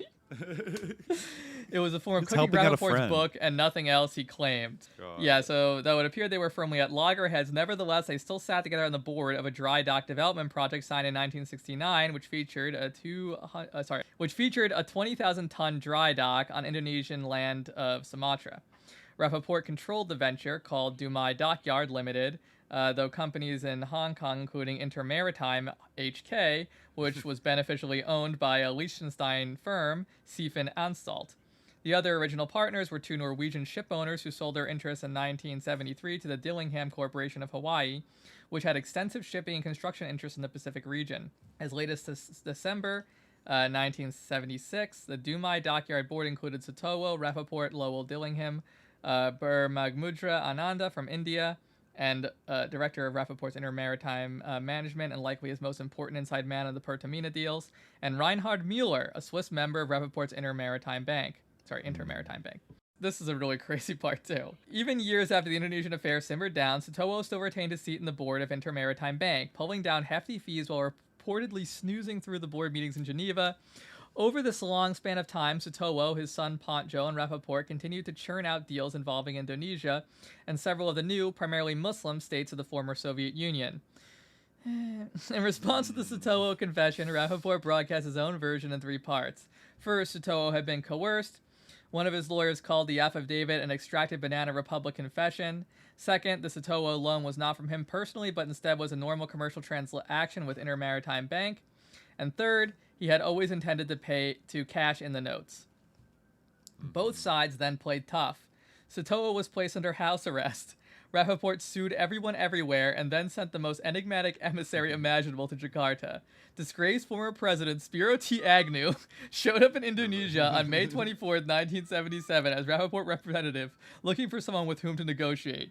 The Indonesians sent him packing. On the other hand, the Suharto government assigned a mediator, An Liem, to work with Rappaport to end the stalemate. Right. The former vice president, Spiro Agnew. Yes. Truly an enigmatic move. Like, what? Why did you hire Spiro Agnew? Like, It's so bizarre. I always thought he just disappeared after, resigning in disgrace, but I guess he went to work for Rappaport. Yeah. It kind of fits with the Nixon crowd, honestly. I guess it super surprising. Yeah, and I guess it makes sense for him to think like he could be a diplomat and like that would be kind of like Bill Clinton going to North Korea or whatever. Right, right. Anyway, a bunch more fraud happened. The Japanese firm Sanko Steamship was squeezing Rappaport through court action in New York for $3 million, which it held was owed by Rappaport on the charter of the tanker Kaidu Maru. Sanko filed a similar suit in London. In the U.S. District Court in New York, Sanko asserted that Rappaport's different companies were corporate puppets commonly manipulated by Rappaport, and requested the court to pierce the corporate veil of the defendants and rule that the plaintiff, Sanko, is entitled to attach the assets. The money Sanko was interested in traveled from Intermaritime Management to an Intermaritime Bank account at the Bank of New York. The Rappaport response was that the money in the IMB account for IMM at the Bank of New York came from Genmar and not IMM. It is, of course, significant to note that the origins of Rappaport's relationship with the Bank of New York began no later than the latter half of the 1960s. It is also important that payments to Rappaport for various charters, including the ships named Ibnu, Sinna, Seabreeze, and Colbris, were run through Rappaport's Maritropico Compagnia Naveria S.A., were made to Swiss Credit Bank, Lausanne, Switzerland, to credit of Intermaritime Bank, Geneva, Switzerland. When the smoke and bluster finally cleared, the result was, as it always had to be, a settlement. Rappaport got $150 million, half of it up front.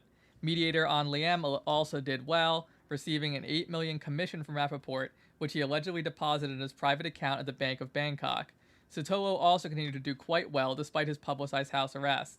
As George J. Aditjandro notes, the Sutowo and Suharto families had joint business enterprises in Singapore that were managed by Robin Lowe, who invested billions in Australia's Gold Coast tourist resorts in Queensland. Sutowo and Suharto also had major investments in hotels and golf courses, timber concessions, real estate, and naturally enough in the Pacific Bank, which was the Sutowo's family bank, run by his eldest daughter, Endang Utara Moko Domput, until the International Monetary Fund closed it down in late autumn 1997. Sutowo's chief assistant also managed to put away around $45 million in the Chase Manhattan in Hong Kong and Shanghai banks in Singapore. Yeah. Rockefeller Bank to the rescue. Right. Yeah. Pretty wild. Okay, so he pretty much gets away with it. With $150 million, like, compensation. After all that. That is truly, I mean, that is, like, the portrait of, like, anarcho-colonialism. I mean, or... Right.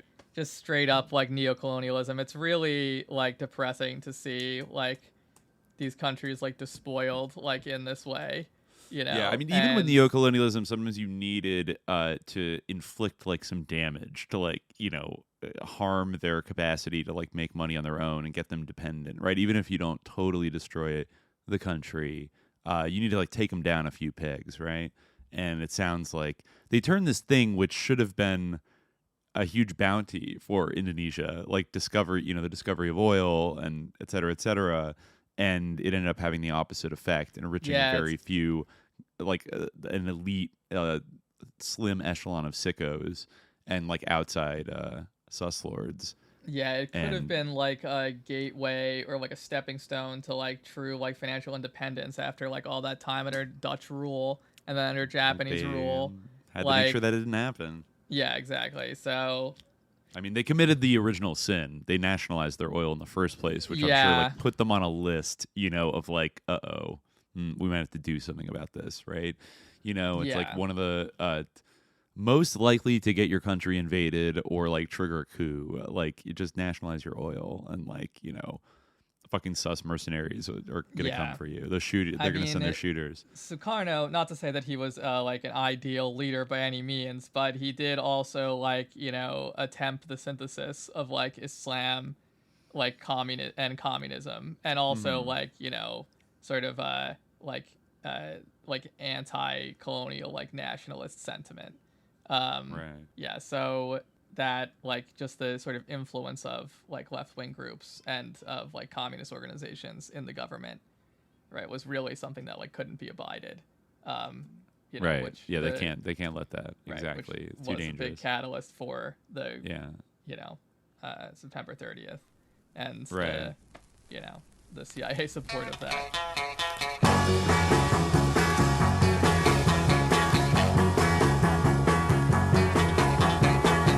Oh, my poor Go cloud, to all the saints to show your cake. You made off for your money, baby, but now they till you die. Oh, my, with all your mind you do the damn. But since your thing I move your hand to hide your God nasty sense until your kingdom comes to end. Oh, my Brooklyn. Why don't you know your money's gone? Even the time you cut it off, it's night for you, so do sit down. Now comes the time for you to rest. Yeah, my Brooklyn. Brooklyn. The sun's right down from the west. I'll tell you what to treat the light. With green, the risings are so bright.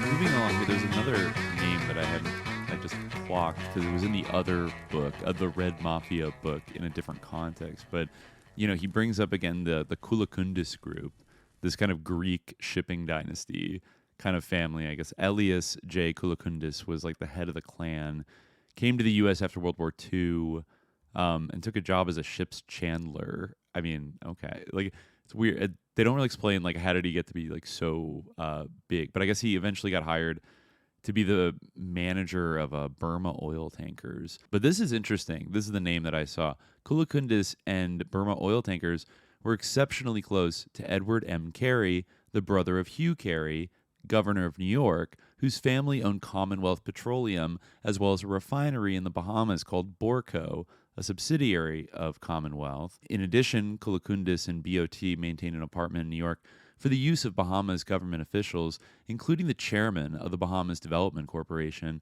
which owned 50% of the BOT Grand Bahama facility. So what I'd read in the other book is one of the things of like the sort of like Soviet expat mafia in the 80s was getting involved in bootlegging gasoline and like basically scamming that. And I guess they really got into it in Long Island, but there was a passage in that book that was talking about the Carey brothers, Edward Carey and Hugh Carey, I guess because of their family gas business, but they were like basically in on it with like Russian mobsters and maybe the Italian mafia as well, to kind of like bootleg and rig like the gas markets and skim a bunch of money off of it and shit. I think Mario Cuomo might have been involved as well. Not exactly surprising. But anyway, I actually didn't know the Careys were also all up in the Bahamas. So Kulakundis and Rappaport like worked a lot on frauds together. Then there's the mysterious TINC, the Tankers International Navigation Corporation, Pertamina's registered agent. He brings up this happens a few times, right? I think it happened in the last time where there was like George Bebas, all these evanescent characters. Alan Block loves using that adjective. These evanescent figures that they later kind of find out like might not be real. So he says that, incorporated in New York on May 12th, 1969, TINC was headed by a mystery man called Stephen Davids Morel. In a period of litigation in the 70s, strenuous efforts were made by PIs in the United Kingdom and the U.S. to find out who he really was and to whom he was really connected. The easy part was in establishing the latter. Corporate connections between Davids Morel and Rappaport were clear through a glance at the directors and signatories of the offshore chartering companies. They were partners in Astrofino Del Mar, Martropico Compania Naviera, Nerut S.A., and likely something called Dovar Shipping Corp. Davids Morel, through his interest in Astrofino, had a substantial stock interest in Burmast shipping and exploration, etc., intended to handle liquid natural gas from Indonesia. So Davids Morel was partnered with Kulakundis in the early 70s. Yeah, all these people were kind of swirling around as well in the Pertamina thing. Interesting. In addition to Tink, David's Morel had a prior shipping operation named International Navigation Corporation, incorporated in Washington, D.C. on May 29th, 1959. It had 7 employees, including the officers. In a Dun & Bradstreet report filed in 1978, the firm claimed that David's was born in 1925 and served in the U.S. Army during 1945 and 46. Subsequently, they say he worked for Chilwich Sons, who were commodity traders, and then moved to Washington, D.C. in 1952, where he was hired by the Reconstruction Finance Company. 2 years later, he left and, quote, went to work for the Embassy of Pakistan. The following year, what does this guy's bio sound like? I don't know. The following year, 1955, he was employed by the General Services Administration, quote, where he became chief of ocean transportation. Finally, in 1957, Davids left the GSA and began to organize the International Navigation Corporation. It was a charter broker outfit representing steamship lines, handling shipments of grain, flour, and other commodities, or the dry cargo business. In 1969, they moved their headquarters across the border to Maryland. Interesting. They had 2 other firms. The first is the Afro-Asian Forwarding Company Incorporated, formed in 1962 and discontinued in 66. And then also the International Commerce and Navigation Corporation. It's impossible to keep all these. I know. It's just we're just gonna skip straight. all these names. But the life and times of David's Morel contained more than a few oddities. This is interesting. For example, in spring 1977, a British tabloid ran a story in which David's Morel, described as a Russian-born businessman, had an action for, quote, jactation of marriage, which means the pretense of being married to another. Interesting. The result in olden days was a degree of perpetual silence against the pretender. The woman in question was Hanna Isabella Conway, whose maiden name was Nowierska and former married name Tzygiak. Wow, that's a weird Polish name. I don't know if it's spelled right. She married a young guitarist, John Joseph Conway, in 1974, and then divorced him in Haiti. I don't know. He got in this weird thing with this woman and their valid marriage, blah, blah, blah. But then I guess investigators in the U.S. or the British firm Q-Men, the PI firm, hired investigators in the U.S. and they found that Stephen Davids Morel had changed his name in March 1976 to the even more British Stephen Spencer St. Davids Morel. This is when Mark Rector changed his name to Mark Collins Rector to just give off the vibe. So, in his petition for a name change, he also gave what the investigators knew was false information. They were of the opinion that his original family name was Charniavsky, and that he was born in August 1929 in Vilnius, Lithuania, and not Valnus, Russia, as he stated. He then became Stephen Kurtzel, son of Casimir, his stepfather, and Nina Kurtzel, his biological mother, then Stephen S. Davids, then Stephen Spencer Davids Morel, and so on. He fudged his date of birth by a few years, and falsely claimed before the London court that prior to World War II, he and his parents, quote, were residents of the USSR, and your petitioner enlisted in the armed forces of the United States during said war. He said he served in the Army during 45-46, although, for good reason, no records of that could be found. Being consistent, investigators could find no records that he worked for the GSA, as he had also held, and whoever he really was, he had an American passport issued in March 1976 with his real date of birth and an Israeli passport as well. So, okay, pretty mysterious. So, Rappaport, Kolakundis, and Davids Morel, they joined with Sitowo and ran up an extraordinary menu of overcharges. That was about as far as the investigators got before being called off the hunt, although they were of the opinion that Davids Morel likely had been working at least partially in the interest of U.S. intelligence. What led to this? Okay, so they got taken off the case, but why?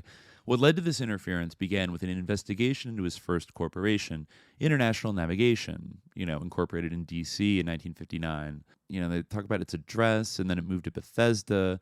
The investigators, familiar with the shipping environment, commented that neither Washington, D.C. nor Bethesda are usual locations for ship brokers. Good point, I guess. And given the, quote, legend developed by Davids Morel, they concluded he was, in one fashion or another, part of an intelligence operation. The last word about Davids Morel is that he was living somewhere in France. However, the last words about the relationship between Tankers International and International Navigation were uttered about 7 weeks after Tankers was formed in April 1969.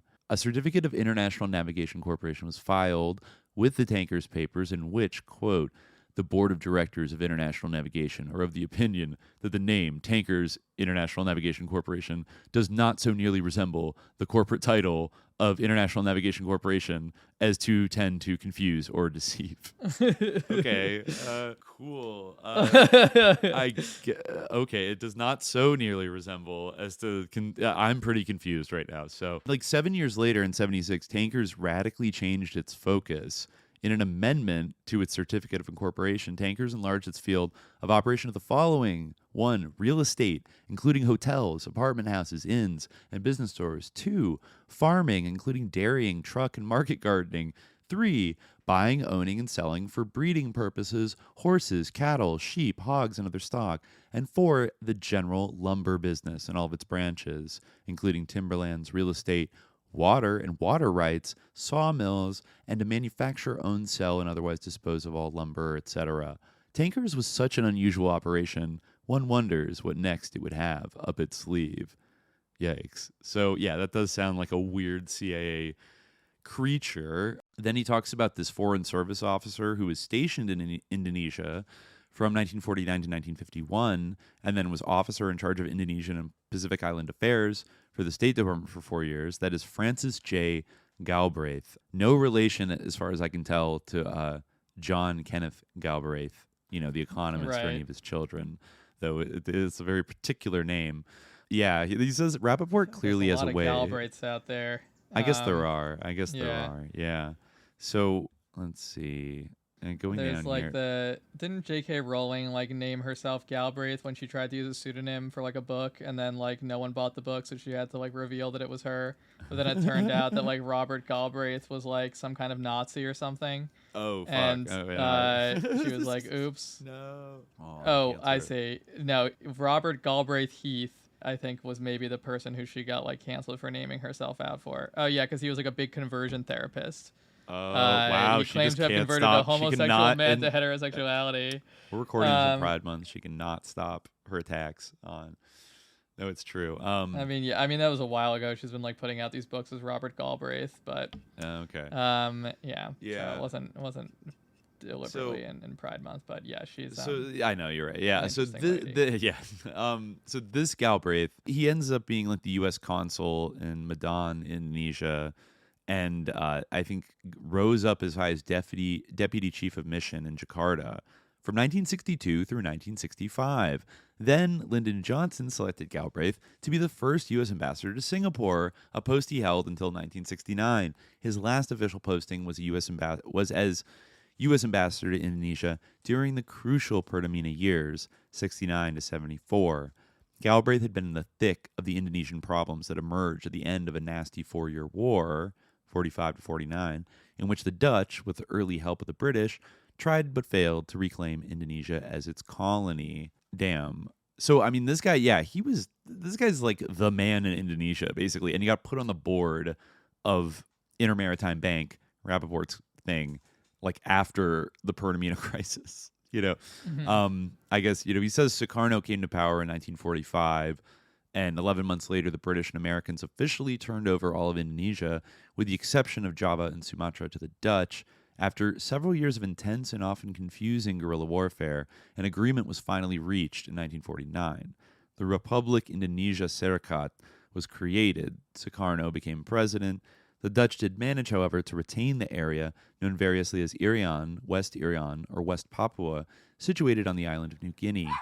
This affront to Indonesia was finally settled in summer 1962 when the Dutch consented to transfer the territory to the UN the following October. As mentioned earlier, politics in Indonesia were exceptionally complex, often driven by corruption and violence, and of concern to several Western powers, particularly the US and Britain, enhanced, no doubt, by Sukarno's series of flirtations with both China and the Soviet Union. And actually, something we talked about before. In 1955, the Sukarno government held an unprecedented conference in which delegates from 24 African and Asian nations attended. The conference venue was in Bandung, Indonesia, and was hailed as a significant step for the international non-aligned movement. This is actually wild. Among the attendees was Chou En-lai, Chinese official, a U.S. Marine intelligence officer who carried out numerous, quote, black operations for 3 U.S. presidents, was given the assignment to assassinate Chou En-lai while at the conference. The operation was a failure, however. Inexplicably, the U.S. intelligence community went from the diabolical to the absurd as it developed a plan to undermine Sukarno's influence by creating a pornography film starring a Sukarno look-alike. No one cared, naturally enough, and the impact was nil. That was actually, I think that was in Weird Scenes Inside the Canyon, right? They talk about the weird... I don't even remember, but yeah, one maybe. book we read talked about the fake porno with Sukarno, and I think it had to do with people that like Roman Polanski was like hanging out with, or maybe he was like comparing the two things as like, oh, blah, blah, blah. But anyways, that was, admittedly, I don't like to go like wacky bumbling CIA all the time, but that admittedly is a pretty wacky bumbling CIA plot. Yeah. I don't know. Also using porn to like psyop people, it's us. Anyways, so by 1965, Indonesia's Communist Party, PKI, and a cabal of right-wing generals, many trained in the United States, were on the brink of war. Thus, it was on Galbraith's watch that the Indonesian Civil War broke out, and then, basically the PKI was destroyed, and General Suharto became the nation's leader for decades, during which he and his associates became fabulously wealthy. So in Galbraith's last year as ambassador, President Suharto presented him with the prestigious First Service Star. Upon retiring, Galbraith became a private consultant on international affairs for the Bechtel Corporation, Freeport Indonesia, an offshoot of a U.S. mining corporation, the Weyerhaeuser Corporation, and Rappaport's Intermaritime Management. More importantly, in 1975, he joined the board of Intermaritime Bank. He stayed for 4 years, leaving in 79, and died in 86. Oddly enough, his tenure with Intermaritime Bank was not mentioned in the obituary columns of the Washington Post, the New York Times, or the LA Times. Perhaps it was some sort of intelligence secret. Nevertheless, Galbraith's position on the bank's board was exceptionally consequential, particularly during the Pertamina crisis. He was an insider with a great deal of pull, which is, we believe, precisely why Rappaport courted him for years. Okay, that's another sus guy we didn't know about. But, Rappaport so far not beating the CIA shell company mastermind allegations, right? No. But who else is not beating them? The next person that's talked about, very familiar figure, and that would be, of course, William J. Casey, master spy. So we're back to Casey again, and it turns out he's quite connected. I think we might have read a version of this passage in Contra VII, but it's worth probably revisiting because they actually talk about the Outlaw Bank Beatty and Gwynn book. So Block writes about William Casey. There are a number of journalists, both in the U.S. and abroad, as well as even more Washington insiders, who consider Rappaport a member of the netherworld of intelligence. Peter Truell and Larry Gerwin, authors of an extraordinary book on the infamous criminal Bank of Credit and Commerce International, BCCI, remarked that Rappaport, quote, was thought to have ties to U.S. and Israeli intelligence. Jonathan Beatty and S.C. Gwynn, in their BCCI study, went further, firmly linking Rappaport to William Casey. They placed Rappaport into a category of Casey's special friends they called the Hardy Boys, a Casey clique outside the normal channels of the CIA. Rappaport was, they remarked, a Hardy Boy archetype and a golfing buddy of Casey's. Their favorite haunt was Long Island's Deepdale Golf Club. When Rappaport visited Deepdale, his chauffeur was often Louis Filardo, an alleged associate of New York area mobsters. Rappaport had a passion for golf and became president of the French Golfing Association. Why do they love golf so much? I mean, a lot of them are lawyers, but there's something about golf. I guess people just love golf. I mean, it's fine, it's fun, but it's also kind of the spiritual reverence that powerful men have for golf. They just love it. It's something so I guess deep. because it's something you can do when you're old. It's also a sport. That's true, actually. Yeah. No, I mean that's practically why I think most people adopt it. When they're kind of middle aged. Tennis is true, another one, but tennis is still a little bit more rigorous. Whereas golf, hard on your knees. You can be totally obese and not obese, but you can be a pudgy aging doughy guy and Right. still like, be decent at golf. As long as you got that technique. Yeah, exactly. Yeah, Exactly. So right. it's a sport that favors like the sort of experienced elders, it's like you could still, and not youth and like raw power necessarily. But anyway, so yeah, they loved golfing. Beating More Gwyneth recent members of Deepdale Golf Club include Sidney Poitier, Tiki Barber, and Michael Bloomberg. Wow. Yes. They all love hanging out there. All right. So Beatty and Gwynn assert that Rappaport played a key role in the CIA's secret financial aid to the Afghan rebels fighting Soviet troops, a program constructed by Casey when he became the agency's director. Now, this is a country I think we hadn't focused on as much, but it's interesting. The central institution providing the aid was the National Bank of Oman, which they note was one of BCCI's major affiliates.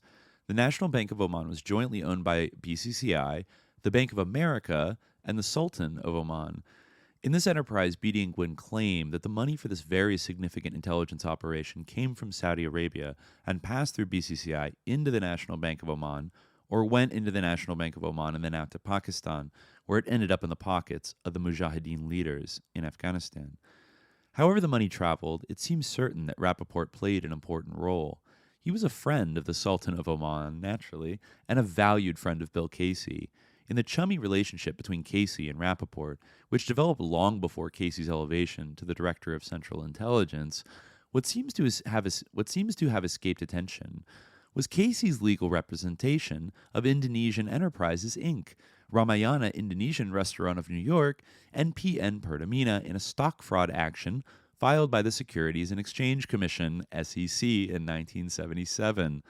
Casey was then working for the Rogers and Wells law firm and billed 48 3/4 hours on this job between July 1976 and June 1978. Indonesian Enterprises, Inc., formed in New York in 1969, was the holding company for an Indonesian restaurant set up in New York in 71. The officers of the holding company included the mysterious Davids Morel of Tink, then known as Stephen Davids, and several oil men. Pertamina owned the Class B stock. When the restaurant came along, Satoa was one of its directors, as were executives from Mobil, Cities Service, and Continental Oil. Damn. All right. And, fighting the SEC, an organization that, he was appointed, under Nixon to, run for a while also, but, didn't take him long to be on the other side of it afterwards. So, let's see. So he's got this sus restaurant that, all the big suspicious people are on the board of. So then the Class A stock of this company was sold to oil and oil-related companies such as Baker Oil Tools, Hughes Tool, and Schlumberger, doing business with Pertamina. From companies in New York, San Francisco, New Orleans, Houston, Tulsa, Ashland, Los Angeles, Hong Kong, Calgary, San Antonio, Dallas, and Geneva came subscribers, most paying $25,000. Among the group were Inter-Maritime Bank and Tink. 54 firms in all were identified by the SEC, which thought it was naughty to sell so much stock for so much money for such a minor league restaurant. Yeah, look, what the fuck? All these corporations are investing in a holding company for an Indonesian restaurant in New York City. That is very brazen and weird. So the SEC ordered Indonesian enterprises and their officers, agents, employees, and so on not to sell any unregistered securities and not to engage in fraud. It also got a consent decree from Satowo. Casey and Rappaport visited during the various Pertamina disturbances, and it is exceedingly likely that there was significant intelligence value to their friendship from the beginning. Because there was an evolving substructure of intelligence that traced its roots back to the isolationist years between World Wars I and II, no one could actually control the networks spinning from this subculture that were articulated by the exceptionally wealthy and well-connected and were not an intrinsic formal part of any government agency. For example, in the heyday of Robert T. Anderson, who was President Eisenhower's Secretary of the Navy, Deputy Secretary of Defense, and Secretary of the Treasury, his network included close friend William A. Casey, I think that's a different William Casey, who's a judge, John Foster Dulles, and Milton Eisenhower, the president's brother.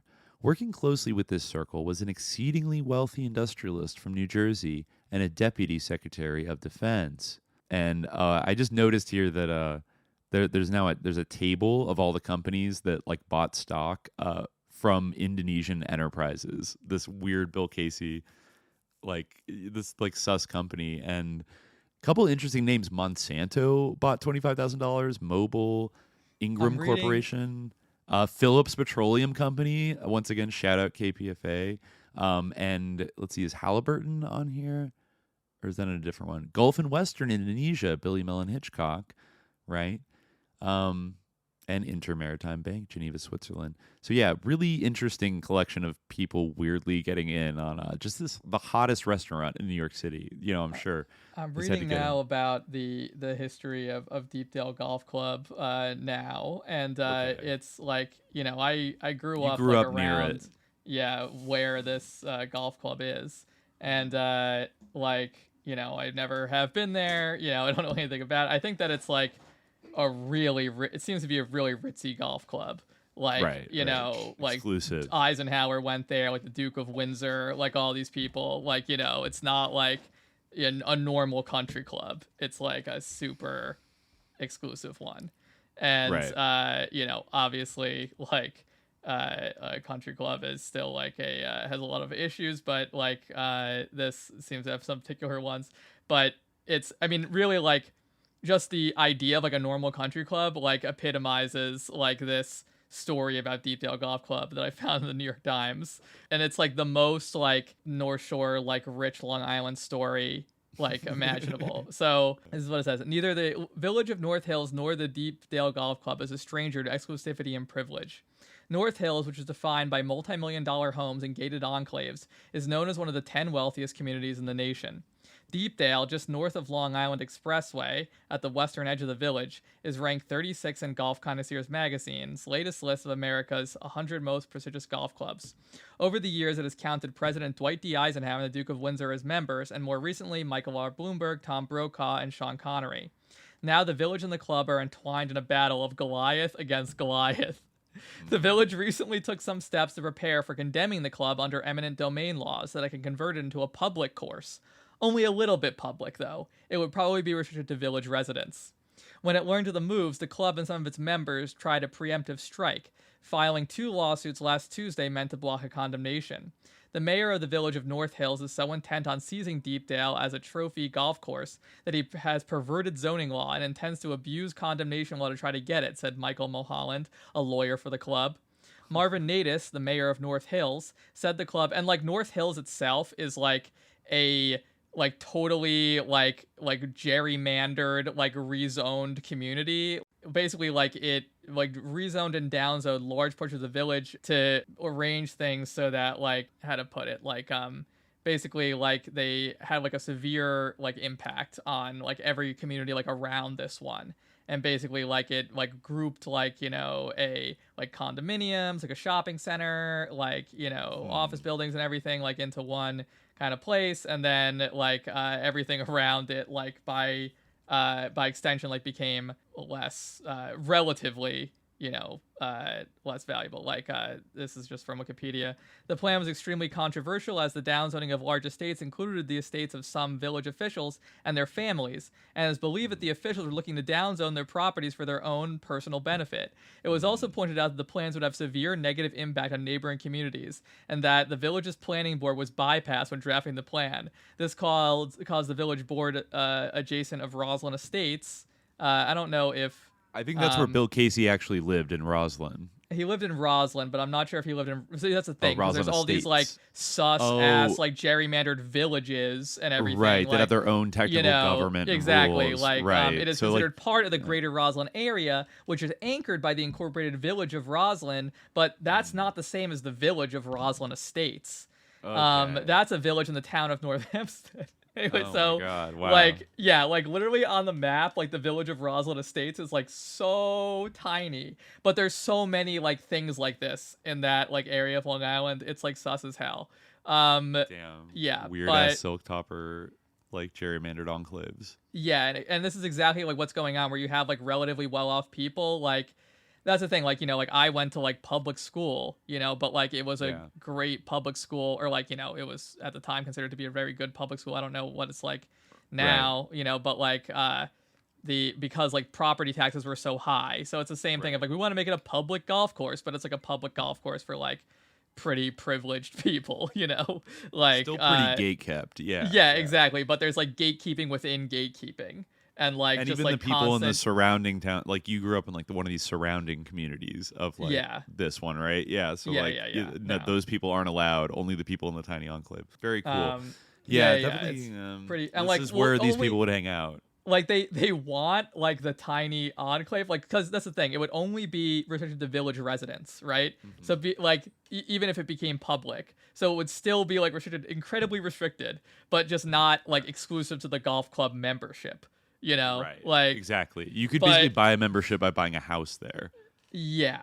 So Marvin Natus, the mayor of North Hills, said the club and its members have unlimited funds, and they clearly have pulled out all the stops in an effort to intimidate us into stopping any course of action that would jeopardize their prestigious golf club. He added, "If we're writing the law, I do not intend to be intimidated." And this is like, you know, also very indicative of, and this maybe gives you some insight into maybe the character of Bill Casey, who lived in this kind of same area. This is like, I think, a very typical thing of like people from Long Island, because they have this sort of like thing where they're like, I'm a New Yorker, you know, like they talk like that, but they're like, you know, but they're just like incredibly like rich, spoiled assholes. You know, like they act like, if we're writing the law, I don't intend to be intimidated, you know, like that. Like they want to intimidate us to protect their big ritzy golf club. Meanwhile, you're like the mayor of North Hills. Like, you know, it's like a fucking like, and like, who knows, like what, like what do you have to be the mayor of North Hills? Anyway, so Mr. Natus said the village had not decided whether to pursue condemnation. All it had done, he said, was authorize the hiring of an appraiser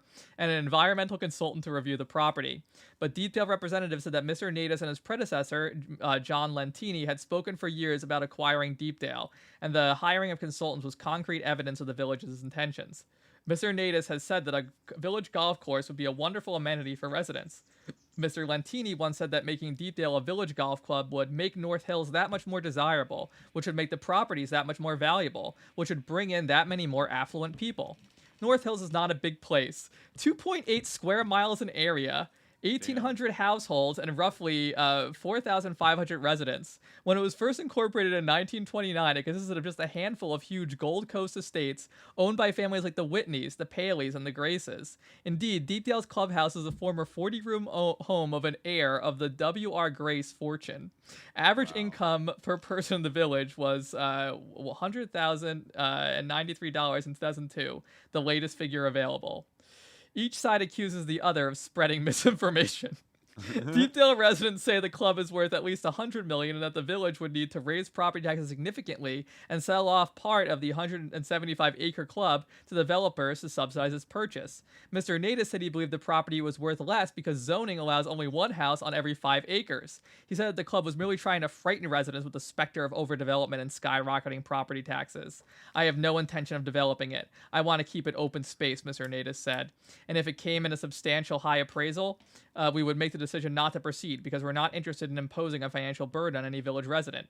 John Wilson, the only member of the Deepdale Golf Club who resides in the village. Wow, so there you go. It would be one thing if I guess so. It would be one thing if they said they wanted to put up a children's hospital there or something like that. But to take a private club just to make it someone else's private course is almost surreal. Mr. Wilson said he didn't see golf as part of the village government's mission, particularly given that there are already 2 public courses close by, a 9-hole Nassau County course at Christopher Morley Park, I've been there, which is within the village, and an 18-hole Town of North Hempstead course, Harbor Links. I've also been there.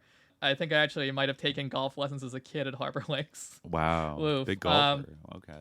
Yeah, well, you know. Also, can I just point out, like, the irony has been dawning on me as we're talking about this, that this place is called Deepdale, and it's literally a place where like deep politics are like hashed the name is by, very like fucking Bill Casey. It's so on brand. Yeah, it sounds like it's very, very sus name. It sounds like, I don't know, it's very evocative. Like it's like a Lovecraft town, like Innsmouth, kind of. Deepdale sounds like a haunted place. Like it sounds spooky, kind of, and it is spooky, like literally, multiple levels. Wow. Yeah.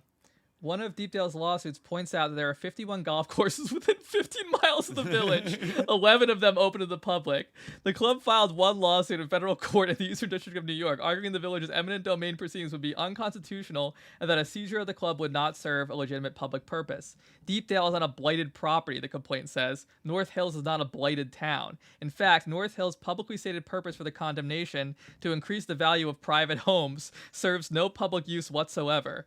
Theodore Mervis, the club's lead lawyer in the case, said, if they are allowed to do this, then there's no limit to eminent domain at all. They could take my house or your house and turn it into a private dining club or a putting green, simply because the village board believed it would increase everybody else's housing values.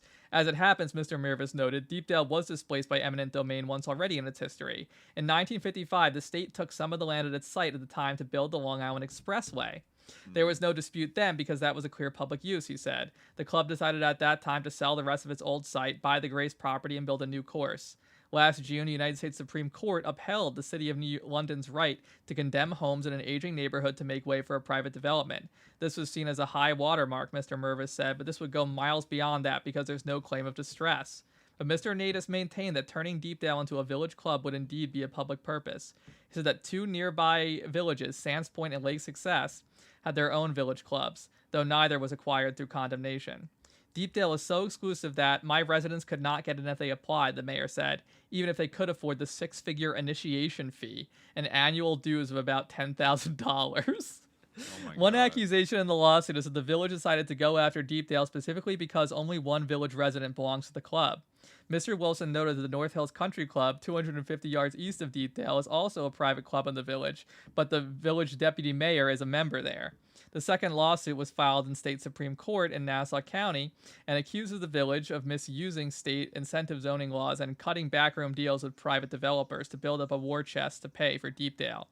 Such laws enable localities to give breaks to developers, like permission to build more homes than standard zoning would allow, in exchange for community benefits or amenities like open space, parks, low-cost housing, or cash payment, if nothing like that is immediately feasible. Yeah, so, this goes on for a while. I'll just read the end here.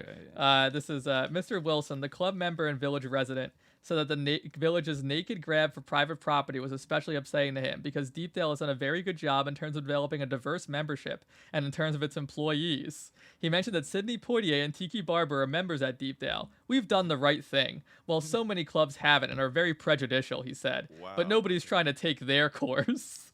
Damn, okay. So there you go. This is really like the money disease in action. It turns into like a weird proxy war where like these rich people, homeowners, want to like didn't get. They're not like maybe they moved to that neighborhood thinking they'd be allowed into the Deepdale club and they couldn't get in. They're pissed off, and then they want to like overthrow it and like use like hire a bunch of high powered lawyers and like take it over. And then it's just wild. It's wild place. But I feel like you can definitely it's interesting that was like the main like meetup place for like these people. It would make sense though. I mean, talk about like a secure kind of location where you're among your class allies. You know what I mean? Where this is the old boys club. Where very very high bourgeoisie motherfuckers. I mean, even aristocrats, etc. It actually really is the name is like a cherry on top, but this is a great example of like a deep politics space where deep politics, the business of deep politics is like sort of engaged in and hashed out, is like places like this, which are very informal, right? And like not official. I mean, Alan Block, there was that good little paragraph that I read a little further back where he talks about the evolving substructure of intelligence that traced its roots back to the isolationist years between World Wars I and II.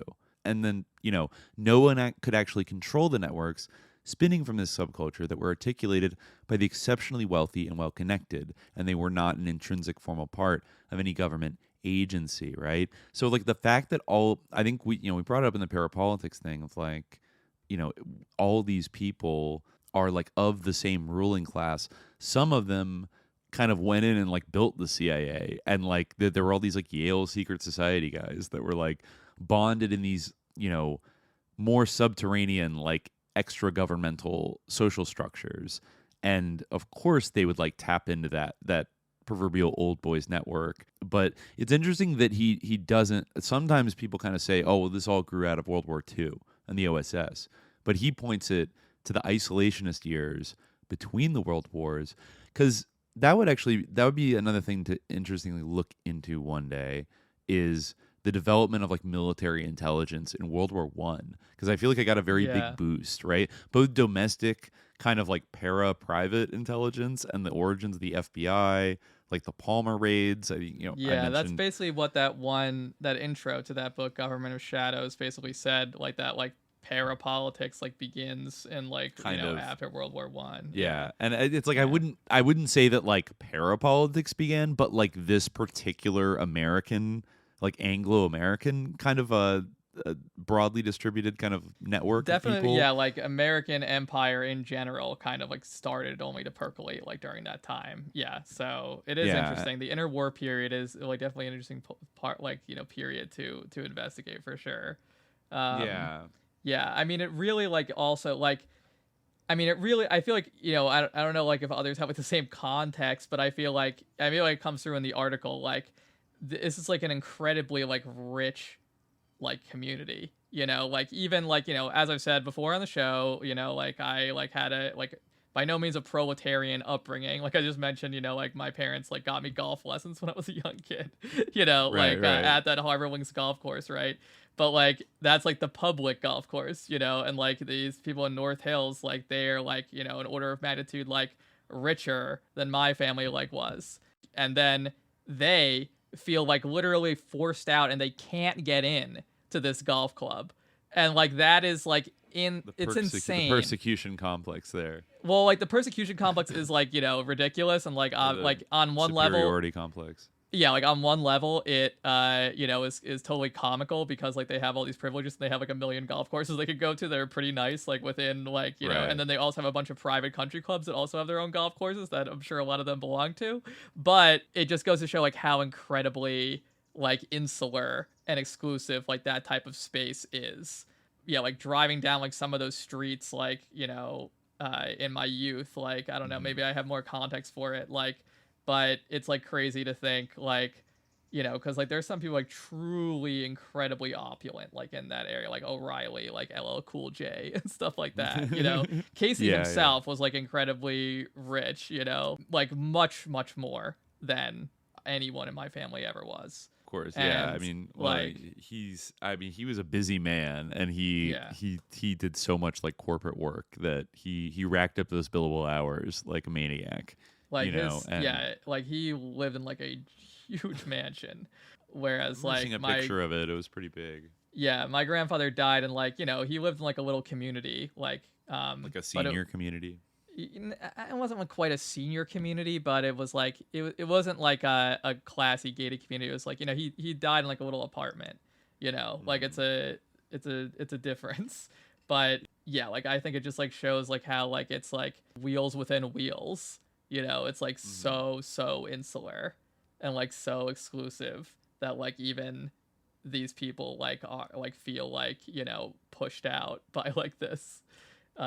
These extremely wealthy homeowners are like the people inside the club are like, ew, no, know, and it's like, I mean, it's like like Prince Charles and like directors of the CIA and like corporate CEOs and huge politicians and like A-list celebrities are all just like hanging out. Like that is that is the elite class, I guess, of today. Yeah, I mean, they mentioned that in the NYT article, but I think it's important also to like bear in mind like what Alan Block says in the book about it, like like Bill Casey and like Rappaport and fucking Louis Filardo. Like it's crazy to think of like those people like being there. That's true too, because these guys are sleazy. Like Bill Casey's like a weird guy, and he was like a pretty like had a pretty like lower middle class. Like his dad was a Democratic precinct captain in I think Brooklyn.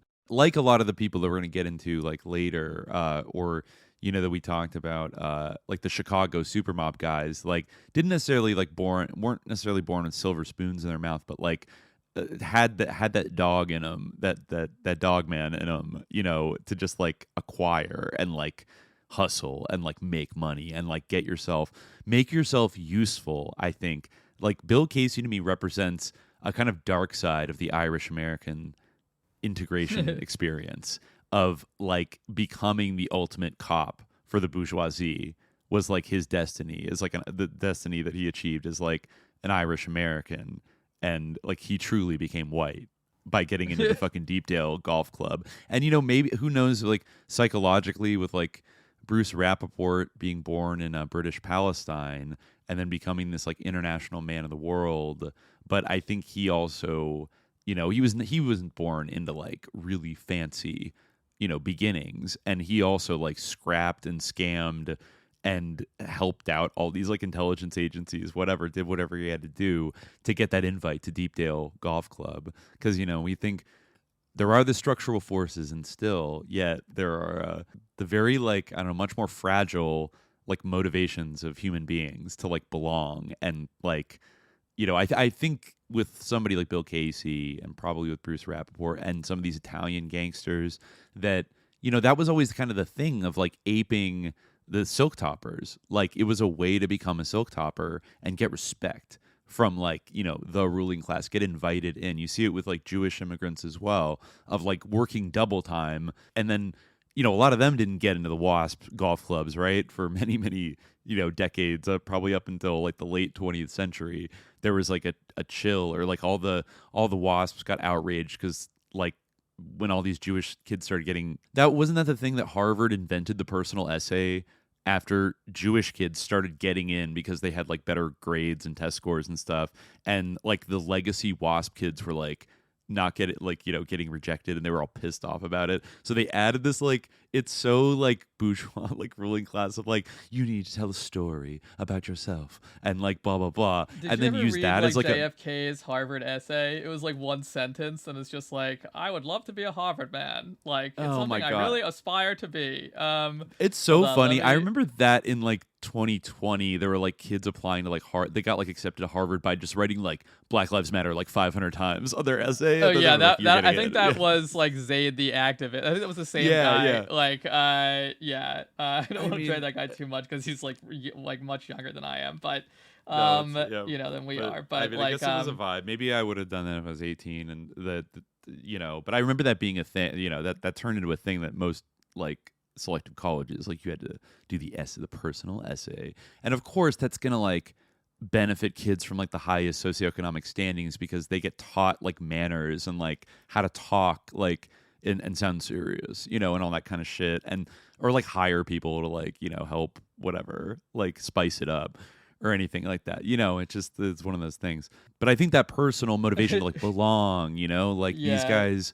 This was the I guess the expanding of the franchise. If you're willing to be a total sicko and like do horrible things with the CIA and like destroy Indonesia and a bunch of other countries for the capitalist god and like the ruling class, like, who could sit back. Like, there were enough eager beavers that the actual silk toppers could sort of hire and deputize to go do their dirty work. And I actually think that's a dynamic throughout all the dirty wars in like the Cold War period, but also in Russia in the 90s. They get this criminal class of like just gangster sickos to like do the dirty work while they sit back in their skyscrapers and just get like digital micro cash, like wire transfers like into their bank account. It really puts it in perspective, I think, to like imagine like Eisenhower, Bloomberg, like Tom Brokaw, like all those people like at the same like place, when all this stuff is like going down. Yeah, JFK's Harvard essay, he wrote, I have always wanted to go there, and as I have felt, it is not just another college, but it is a university with something definite or different to offer. I can't read his handwriting. Then, too, I would like to go to the same college as my father. To be a Harvard man is an admirable distinction, or is a something distinction, an enviable distinction, I think. And one I strongly hope I shall attain. I really can't even read his cursive handwriting, but his signature is very nice. And he had, you also attach a picture of himself, which is like really... Oh, that's not fair. Wow, his whole life he just got to skate with like, look at this handsome young man. It's just, oh my God. I would very much like to go where my famous, powerful father went. I know like one guy like who like he just like wrote like when like they asked him like, did any of your like family like attend like whatever it was one of the Ivies. He was just like, he just like listed like ancestors like going back literally to like the founding of the country, like, you know. Really? Oh, he was like a 12th generation. Yeah. It was someone I only met one time, but like it was. There were a few. Yeah. I remember looking at a few years ago, looking at like the class of I think 1844 at Yale, and goddamn if there were not actually like a bunch of names. I think in fact that year 3 of the classmates were the grandfather of Allen Dulles and John Foster Dulles, the grandfather of George Bush, and I think like the grandfather of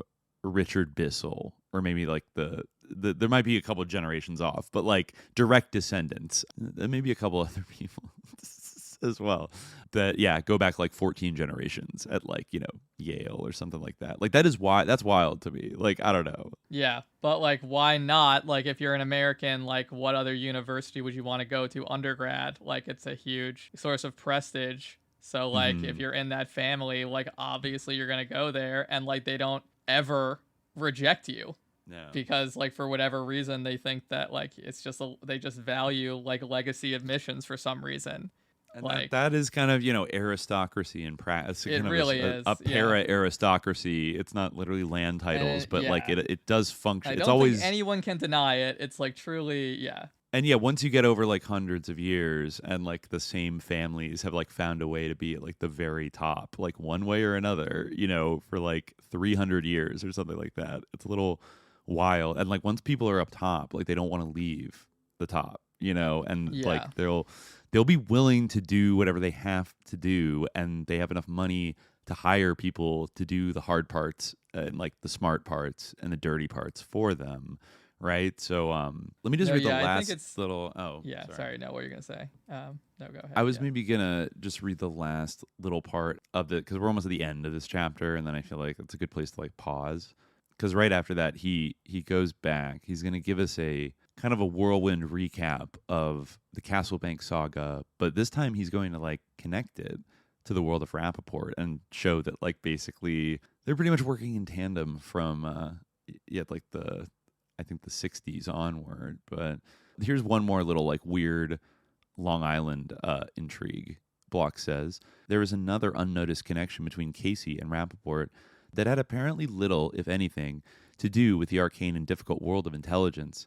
Casey was a director of the Long Island Trust Company, Litco, from January 1977 through January 1981, when he became the director of the CIA. During this period, Rappaport became the largest foreign investor in Litco's parent company, Litco Bank Corp.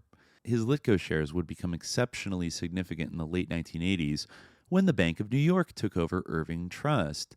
Apparently, this did not sit well with Litco's chairman, president, and CEO, Arthur Hug Jr., one of Casey's closest friends. When Casey went to head the CIA under President Reagan, Hug, quote, invited 2 foreign companies to acquire interests in Litco in order to stop Rappaport from obtaining control. From the moment Casey became the CIA's director, he intensified his special relationship with Rappaport. Jerry Townsend, the allegedly, quote, former CIA officer who worked for Rappaport through most of the 1980s, stated unequivocally, if not ironically, that Casey assigned CIA agents to Rappaport. Somewhat flamboyantly, he added that there was a quote, almost direct phone line from Rappaport's headquarters in Geneva to Langley. Rappaport's connection to U.S. intelligence was only one part of his clandestine activities. He was also known by insiders as an Israeli intelligence asset. Rappaport is one of those characters who crops up from time to time, immersing himself in the peculiar culture of intelligence while carrying out an ever wider variety of shady deals, some for intelligence patrons, others because that is how they like to operate. So we got this, CIA mysterious businessman up to so much shit, and we really just got to like Indonesia, but my God, like he goes on to have a very wild, and it's going to intersect. It's actually crazy how much it, like his life intersects with just about everybody, and like the amount of access he had of like, oh, he just went and hung out with Gorbachev, and it's like, how does he do that? Like, how the fuck? It does make me, it makes me very curious about the last few years of the Soviet Union and its countermeasures against people like Rappaport. If they had, I assume they, this is a big counterintelligence, thing you'd have to worry about, right? These international businessmen going around doing this or that. But like, what happened? Something happened where they weren't vigilant enough. Like I hate to say That's it, what's but kind of depressing about the story is that they just get away with everything, and like no one has any like defense against any of it. Like, and they just like roll over or get like sold out by like their own, like in the case of Indonesia too, like their own like venal and like selfish and greedy leaders. The worst people who accrue the most power and the most money and basically mostly get away with it, with rare examples of, somebody getting caught or maybe having to be sacrificed, right? Or sometimes the intense competitive rivalry does consume some of these people, or they, end up kind of destroying each other. People do wind up dead, but it is unequivocally like kind of depressing. But I guess it's never really been an uplifting series, Contra, because this is an important story, at least the framing of this, right? I really want to sort of like push past, because I think other media products or investigative works that try to really like lasso this whole octopus, right, often leave people kind of like confused and depressed at the end of it with like, I believe like what I've been told about like the endless like spiraling criminality of like all of these like shady actors and like corruption in government and evil business and stuff and intelligence agencies. But in a way, these stories, especially once you get into the 90s, it's very hard to like grab on to like anyone you would consider like a good guy. Yeah. It just there's like predators, and then there's like people that get like caught in their crosshairs and become like victims, and there's like sometimes people for whatever reason that kind of are opposed to them, but like not enough to stop it all. And it does have a like this inertia to it, and this global capitalist system finally getting its like tentacles around everything in the 90s and engaging in like these networked strategic governance relations, spreading it across the world, like penetrating markets and just like trying to take over everything. Like in some sense, it does have just kind of this like blob like force to it that it can sort of operates on its like own momentum, but has these, it offers like the dark incentive of like getting people. Like it still blows my mind. I remember talking about this with Jimmy in our Red Wave Redacted episodes from a couple years ago, and like sort of ambiguously sus Joanna Stingray's recollections about visiting the Soviet Union and like living there from kind of like the late 80s into the early 90s. And even though she like has a typical kind of like anti-communist like lib like Gen X like people should just be free, like like punk rock will save the world, I don't know, kind of thing, but she does like note that like, oh, everything was like the food was really good and like things really clean in the Soviet Union, like there wasn't like trash, when she went in like 85, like right before Gorbachev took over. But then she like noticed when she went back in like 1990 that like people started like littering everywhere, and like everyone started wearing like Adidas tracksuits, like imported shit, and we're like walking around with boom boxes and like all this like Western shit, and everyone became like super materialistic and also just like didn't care about like common shit. Like you saw this kind of like really like cultural counter revolution, honestly, that like took hold. I don't think it would have taken hold if like Gorbachev hadn't just like swung the door wide open and just like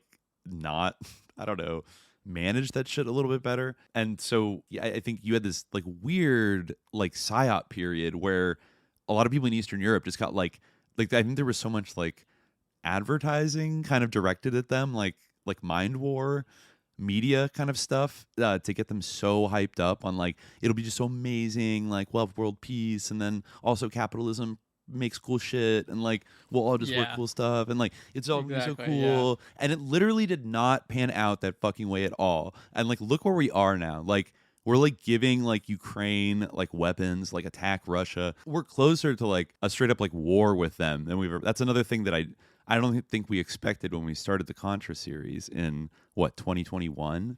Yeah, in fact, I heard Russia Russian recently angles. saying like that they might provide weapons to Hamas, which like good, they should do it. However, but it would also be like definitely something that the United States would like, react to like with incredible, like based on what we've seen in terms of like the endless and deep loyalty, like the one truly bipartisan thing in American politics, unshakable loyalty to Israel. I can only assume that it would just make everyone in the political class like see absolute red, and you know. Not to mention Israel's relationship with Russia, which I think, as we'll get into next time, is very complex and like it's a very particular and like strange relationship, because they also, you know, they're the other gigantic country that had like a large Jewish population that, you know, has interfaced with Israel, or, you know, in somewhat of a similar way to like America. Yeah, it kind of reminds me of that weird moment in we should wrap up, but do you remember that weird moment in that interview that Putin did with Tucker Carlson when Putin like it was this particular weird thing he said where he was like, one day I was walking and I saw these men with these big fur hats and they had long beards, and like basically described like a Hasidic or like Orthodox Jew exactly. And then he just goes like, they were Hungarian. Like, it's like, what? Oh yeah, like, yeah. He like, talks about the ethnic Hungarians, like they've always been there and stuff like that. Yeah, and I'm like, what? Like, is that it? Like, maybe that is like a native like maybe it was just like a misleading description, like, and it just maybe that is some kind of ethnic dress that like native Hungarians wear, but it seemed weird. It almost seemed like he had like no frame of reference. I don't know, like for. Well, I think he was traveling in Ukraine. I think that was what it was. He was traveling in like southwestern Ukraine, and he came upon like a village that was like a bunch of Hungarians. They were like dressed differently, and he was like, "Oh, what's up with this?" But I think he like pointed out like the sign was in Russian. I don't know. Right, but it seemed like I don't know. It seemed like they weren't. Anyway, maybe they were, but like maybe the description was just misleading. But it seemed like he was describing like, you know, I don't know. Yeah, maybe it's some kind of Hungarian ethnic dress that I'm not. I think there's definitely Hungarian minorities that dress in that way. I think I think he was describing Hungarians. But no, I think it will. I mean, like I remember like when I was you know, when I lived in Moscow for, you know, a couple of months. Mm-hmm. I remember like going out to like the sort of Victory Day celebrations they have, like to May what 9th, made me right. like kind of think of it like you know, the sort of victory over Nazi Germany. Although somewhat ironically, like at this, like, you know, I had like people come up to me and be like, "What ethnicity are you?" You know, because like I guess I kind of like look Jewish, you know, to some. It was weird. Like, yeah, you'd think that like it seemed like it was, I don't know, maybe they were trying to like intimidate me or something. But like my sense of it was that like they genuinely were like, they were acting like it was like unusual, you know, like it was a curiosity or something. Right. But I guess, yeah. Well, to see someone who was Jewish or like who appeared Jewish. But I mean, at the same time, like there's a lot of like Russian Jews and like Ukrainian Jews. Like it's not, and in the Soviet Union, that's another thing maybe we'll get into next time, because like that other book, Red one Mafia, time likes like to pop the largest off about population of Jews in the world was Russian, I think. Yeah, and even I think like a significant chunk of Israel's population today, especially people who came since like the 80s and the 90s, are, you know, Russian Jews who emigrated there.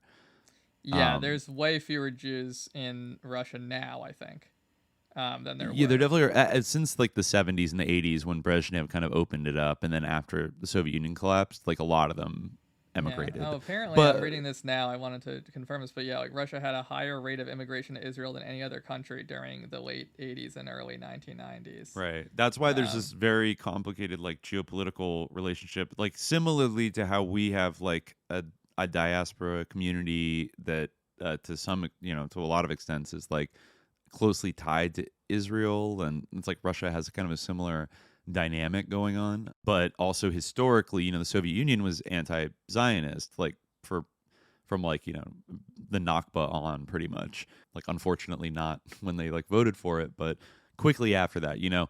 So, and it's all in these books, like the Red Mafia book said, you know, there was a wave of like government sponsored like anti-Semitism after the 6-Day War in 1967, and like I just want to like fact check that. I'm not gonna say that like, oh, nobody in the Soviet Union was like an anti-Semite, because I've seen personal accounts of people that experienced like personal discrimination, for like I couldn't get a job because I was Jewish in this town, kind of thing like that. But also like many high-ranking like party officials were Jewish, and also prominent like scientists and artists and everything like that, which it actually kind of, I guess my point is maybe like it kind of mirrored America a little more than we'd like to admit, because then this narrative got started about like the refuseniks, and like now they just say shit like, oh, like Stalin, he was basically just as anti-Semitic as Hitler. I was like, no, he wasn't. Like, shut the fuck up. Like, no, he wasn't. What people say about like the expulsion of Jews from the Arab world. Like, I'm sure there was like an increase in anti-Semitism after 1947, like against Jews living in Arab countries, and one can, it doesn't excuse it. Like, those Jews like weren't themselves responsible, but like there were circumstances that caused it to happen. But also there was like a mass like voluntary, like since the foundation of Israel, there was a mass like voluntary movement of Jews, and like it kind of gets dressed up as like they were all like hounded out and chased out, and like it was like the worst thing ever, which it's a much more complex reality. Not to say like there weren't any, there wasn't any like anti-Semitic sentiment or anything. Which is certainly not true. But at the same time, like, it gets portrayed as like they were all like chased out by like an angry, murderous mob, which is really not the case. Well, yeah, and there's all sorts of interesting things like around that, but yeah. One thing I had read was that a lot of Russian Jews ended up in Israel like from the 70s onward, because I guess Israel was like designated as like the one country that like, I mean, well, you could automatically like get citizenship if you could claim like Jewish ancestry. So that's why like a lot of Russian Jews who were just like a quarter Jewish or like maybe half Jewish, but like never practiced the religion at all, and were just like pretty much just culturally like Russian, were like, oh, like I can use this as like a way to emigrate. Like it's like on archive.org when it says like you can't rent it, but like if you have disability access or something, like this one exception, like you can emigrate. So a lot of people exercised that option and thus kind of ended up in Israel. A lot of them like then kind of leapfrogged into the US after that, because that's where they really wanted to go. Yeah, I also read something about how there were like kind of Jewish human rights organizations in America that wanted to set up like a program to like directly bring over like Russian Jews, but then that kind of like pissed off the Zionist lobby, because they felt like nobody actually should be like allowed to emigrate. Like you shouldn't like encourage them to emigrate anywhere else except for Israel. Like they need to go to Israel, kind of thing like that. So that was like something that I think like the US is kind of trying to balance. And then, that's also how some of these Russian mafiosos who ended up in like Brighton Beach and Brooklyn, many of whom, like most of whom were like partially or like nominally Jewish or like sometimes fully Jewish, but like some of them really like weren't that much, but like they could claim that on their passport as like, oh, that's your ethnicity. So like they were able to come to America basically at a time when I think emigration from the USSR to America in general was like not very open, right? This is like one pipeline that was allowable. So people that had like prison backgrounds or something, it's like if they could dig up like Jewish heritage or something like that, they'd be like, oh shit, all right, like I'm gonna get out of there. Because you know what? They hated the Soviet Union because the Soviet Union didn't approve of them being bad boys. And you know what? Like what are they supposed to do? Let them be bad boys? I think we'll do a critical read of some of these because we have to wade through some like anti-Soviet bullshit to like get to some really good nuggets about political corruption like between the U.S. and like late Soviet Union / Russia, and a lot of good shit about like people being on the take, and a lot of these Russian assets, the Russian mafia also being very valuable. Well, it was easy for them to get protection from like the FBI and the CIA because they could always offer to like help root out like KGB spies or FSB spies and like be assets, right? So that was like an easy get out of jail free card for them. And so I think that might just be the tip of the iceberg of the relationship between the Russian mafia and intelligence agencies. Because we hear a lot about, or just a lot of loose talk about like you know, the FSB and mafia are like just totally connected, and like they function together, but not very much is talked about the relationship between Western intelligence services and the mafia. And I think it might turn out that, you know, the Russian mafia maintains relations with like many parties. I don't know. It's like hard. It might be a little tricky to figure out, you know, who, or it's not as simple as saying like whose side are they on? Are they purely just like an evil anarcho-capitalist proxy of the U.S. imperialists and the silk toppers and the banks and the world economic system? Or are they like a proxy of Putler that are just like gonna do crime until the Soviet Union is reestablished? That's not true. I mean, like that part of it isn't true. But is there a relationship between Russian intelligence services and the Russian mafia? I think definitely. Like, we'll find out. We'll see how deep it goes. But I think for now, we'll pause right there. And we'll be back shortly with the second half of All Is Clouded by Desire. Any final thoughts? I mean, I guess I have some, but I'll just make them first thoughts next time. Yeah. Right. Well, we'll hit the ground running. Have a good little, like a little bit of a, you know, Contra recap part here. Get into some Castle Bank, little Liberia, little International Bank, little Disney World, little LSD, a little Israeli arming and training drug cartels, Suswati Bulger. Strap yourself in. It's about to get weirder and weirder and weirder. But until then, dear listeners, stay vigilant. Little ship keeps sailing, sailing across the sea. Bring my love and baby safely home to me. Oh, the nights are lonely, my heart feels such pain. Little ship, please hurry, bring her home again. She may be in trouble as I say this prayer. See her through the trouble, keep her safe out there.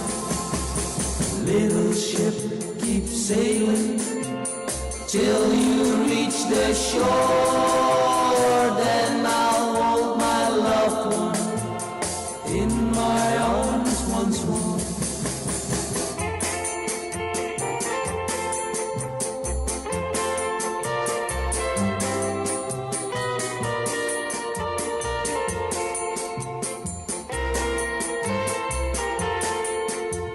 She may be in trouble as I say this prayer. See her through the trouble, keep her safe out there. Little ship, keep sailing till you reach the shore. Then I'll hold my loved one in my arms once more. In my arms once more. In